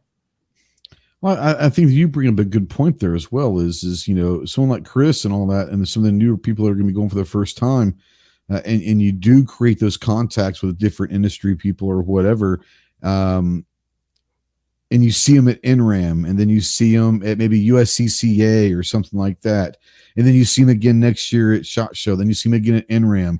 What I tell people all the time is very, very seldomly does it happen where you meet someone at SHOT Show or NRAM at a company, and you hit it off right there, and you start doing work together. There has to be that courting from both sides. You have to court them. They got to need to court you. Make sure that this is a relationship they want to deal with. You're someone they want to have their products with. They're a company that you want to put your stamp on as well. So it's not going to just happen usually with SHOT Show. It's going to take a year or two of going to multiple different events, seeing the same people over and over, and really cultivating that friendship and relationship. So if you're out there thinking that just by going to SHOT, you're going to start getting relationships with companies, that's not necessarily the case. You're going to have to work at that and make sure that they see you and they know that you're a viable person to work with, and you need to make sure that company is someone you want to work with. And yes, that is something. There are companies out there that you may or may not want to put your name across and do business with. Just saying, there are companies out there, and that's a real thing. But no, I can't wait. Everyone knows that it's my favorite week of the year is SHOT. So bringing in Clover, because now we got Clover. He might have about 45 minutes of things he wants to talk about. So go ahead and kick your feet up. And Clover, you got the floor. I doubt it, man. So I dropped the link earlier to the clovertech.com/shot2023, which is the Ghost and Clover sticker sweepstakes. We had a couple of people pick stickers up already off of that. So thanks. And a big thanks to those that have, I keep wanting to mention this because people keep doing it. There are people that are buying stickers and then donating the entry to other people. That's totally acceptable. You just got to let us know who you want the entries to go to. And huge thank you for the people that are doing that. That's crazy. Pretty awesome. Yeah. We are somewhere around 50 left, and once 200 are gone, and we're being optimistic, they will be gone before we hit the SHOT. Hopefully by around the first of the year, right? And as soon as they're gone, we will draw for that $1,600 prize package, which does include a Gerson handgun from EAA, thanks Chase, and ammo from True Shot Gun Club, thanks John. How about that? Along with a ton of other cool stuff. And then we've got that secondary prize, thanks, runner-up prize, I guess is what we'll call it, that CERT training pistol. Thanks to gun websites, Riding Shotgun with Charlie, and Meet the Pressers. That's right. Who kicked in on that. So, yeah, what do I got? I don't think I have much else. I was going to talk about that. And then, yeah, with SHOT, I mean, there's a few companies. I mean, I've hit off a pretty good relationship with MTM Case Guard after having them on the podcast and everything. And man, as big of a company as they are in my mind, it was kind of like meeting the guys with Dylan and some other companies like that you've seen their stuff around for years. You know what I mean? And they just almost seem larger than life, and they're just regular guys doing their regular thing. You know what I mean? I want to butt in right there. That podcast this season with you and MTM Case Guard was one of my favorites you did all year. I found that very interesting. They're a very interesting company, and that was a very interesting podcast. Yeah. So if you haven't seen it, go check that one out. And I didn't know the history of them either. That was what's cool to me. That was a really good podcast, in my opinion. Yeah. I hate to brag on Clover. I think there was a lot this last season. I think there was several that was really good. I think it was. Oh, yeah. Good. I just really enjoyed that one. And hopefully it gets better. I mean, that's the point. Is to put out a good podcast, right? Yeah. Yeah. We all hope our shit gets better. Well, at the first, but at the first of this live, you know, I talked about things. We talked about things coming up for 23 with, you know, my channel, your channel, and collaboration between the two, and a lot of other stuff. So, some things are coming up this fun. But yeah, I mean, getting a hang with Chase and John, and you know, if I think about the normal people, Trailblazer, right? Lock Grips, Zeke from Savior, School, man. Zeke, Sedini, Pincus, Tony Simon. I mean, Tony. I got to take him, Tony. Yeah, there might be a sticker, another sticker. I'm just saying there might be a sticker coming out. The list goes on and on and on of just a bunch of people. I mean, you really only see them at these events and these shows, even though some of them you talk to on a regular basis, you know, daily. Yeah. Sometimes Chase, sometimes like 20 times a day. 17 times a day. Yeah, getting weird ass fucking pictures and videos. IG goes ding, ding, ding, ding all day long. Chase. Killing me. Killing me, Chase. You're killing me. But I mean, definitely looking forward to it. See, that's the reason he hasn't sent my gun, because he's too busy DMing you memes. That's fair. Sorry about that. And I'm looking forward to the sorry, not sorry. I'm looking forward to the trip. I mean, I think are you driving, Rogue? How long is your drive, Rogue? I do it in 2 days, but if I hit it hard, it'd be about 18 hours. Yeah, I drive it, but yeah. Anyway. So, like, do you stop like in Salt Lake or something, or in Colorado somewhere? No, I go, because for me it's easy. I get on I-15 and I don't get off until Vegas. Okay, nice. Wow. Yeah. So for me, I usually go a couple hours south of Salt Lake, and then I'll just make a push in the morning. But my dog's sitting here. It's like playtime for him right now. But I almost had half of my trip. Let the ATF see him. Yeah, I know, right? That's the reason why I'm not an FFL anymore. I almost had half of my trip financed this year because my day job has a place in Salt Lake, and I almost had it lined up where the week before SHOT I was going to work in Salt Lake. Oh, and nice. Then make a push into SHOT, but that fell through this year. But maybe next year.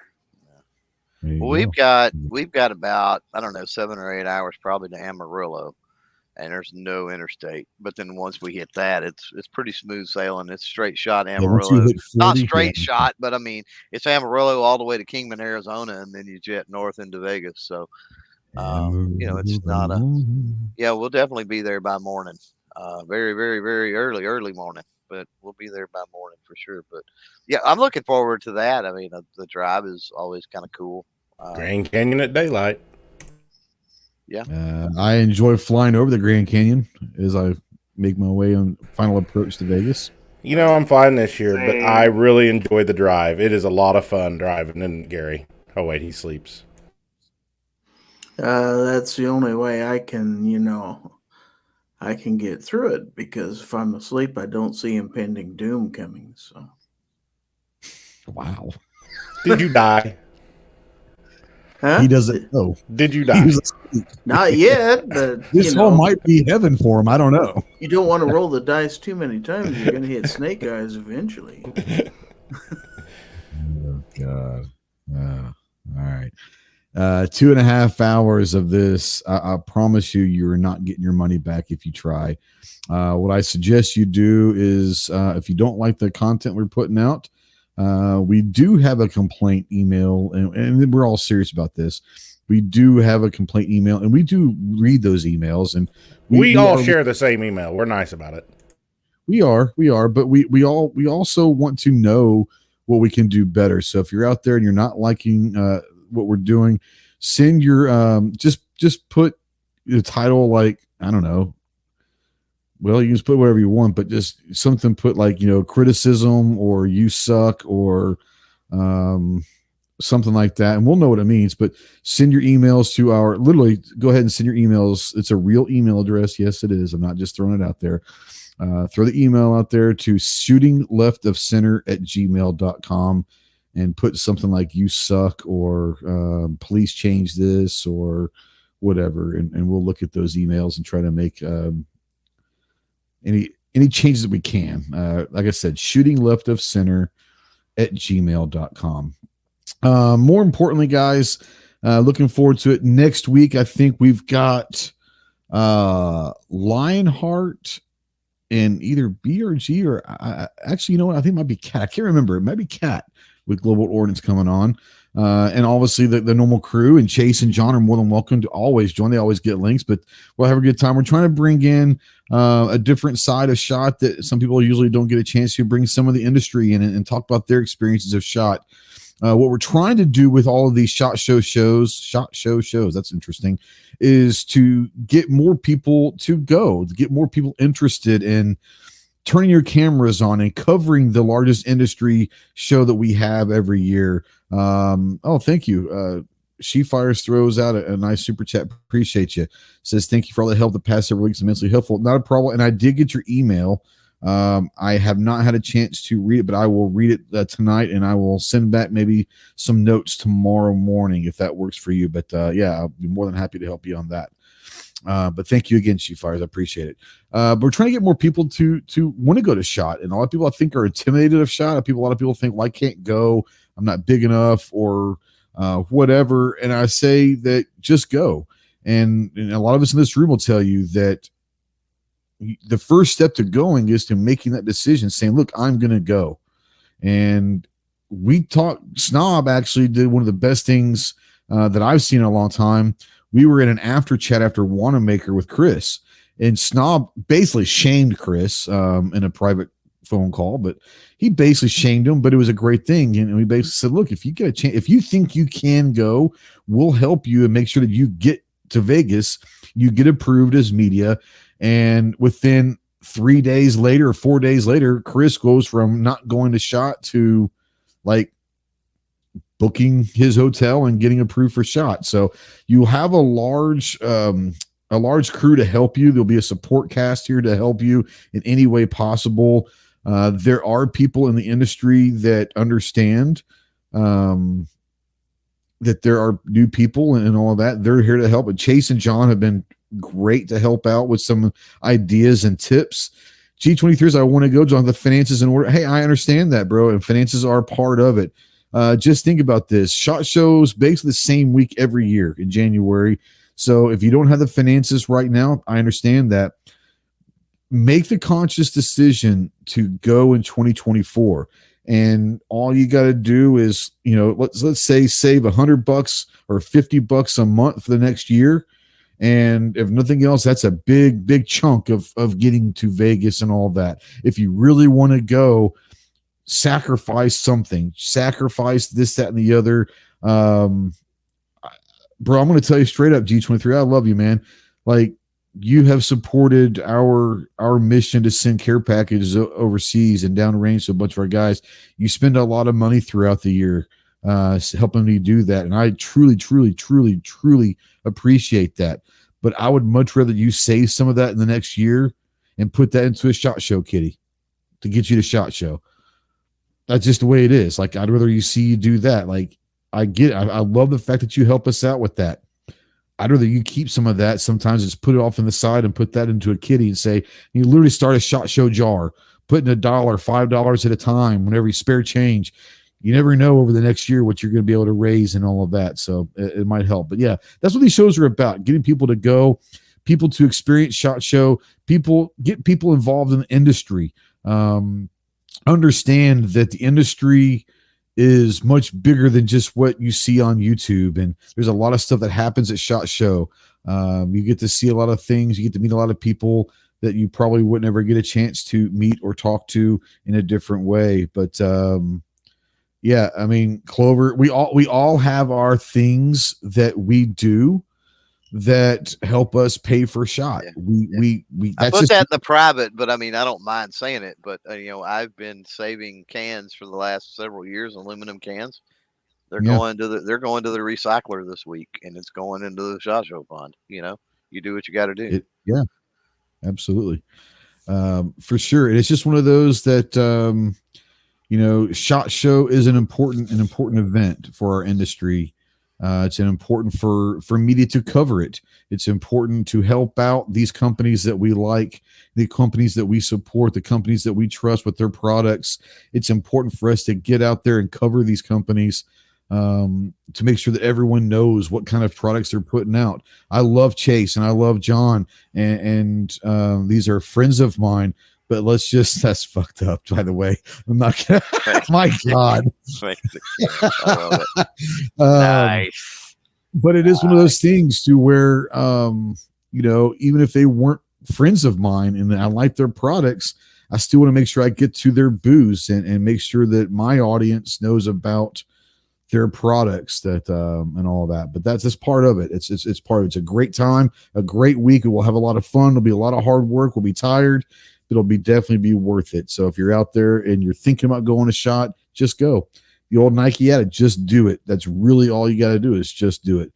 But yeah, thanks for watching 2.5 hours of this for the 14 people, 2 hours and 41 minutes into this thing. They're still here. God bless you. I don't know what your problem is in life, but I appreciate you being weird with us. If you're watching this in replay or listening to this in podcast, I truly don't have the words to say how fucked up in the head that you are, but I truly do appreciate it. You will not get your money back, but if you lasted this long, maybe you'll come back next week. We'll see you soon, guys. Happy New Year. We'll see you in 2023. That's kind of crazy to think about. The next time we see each other is in 2023, but have a safe weekend. Happy New Year. Semper Fi.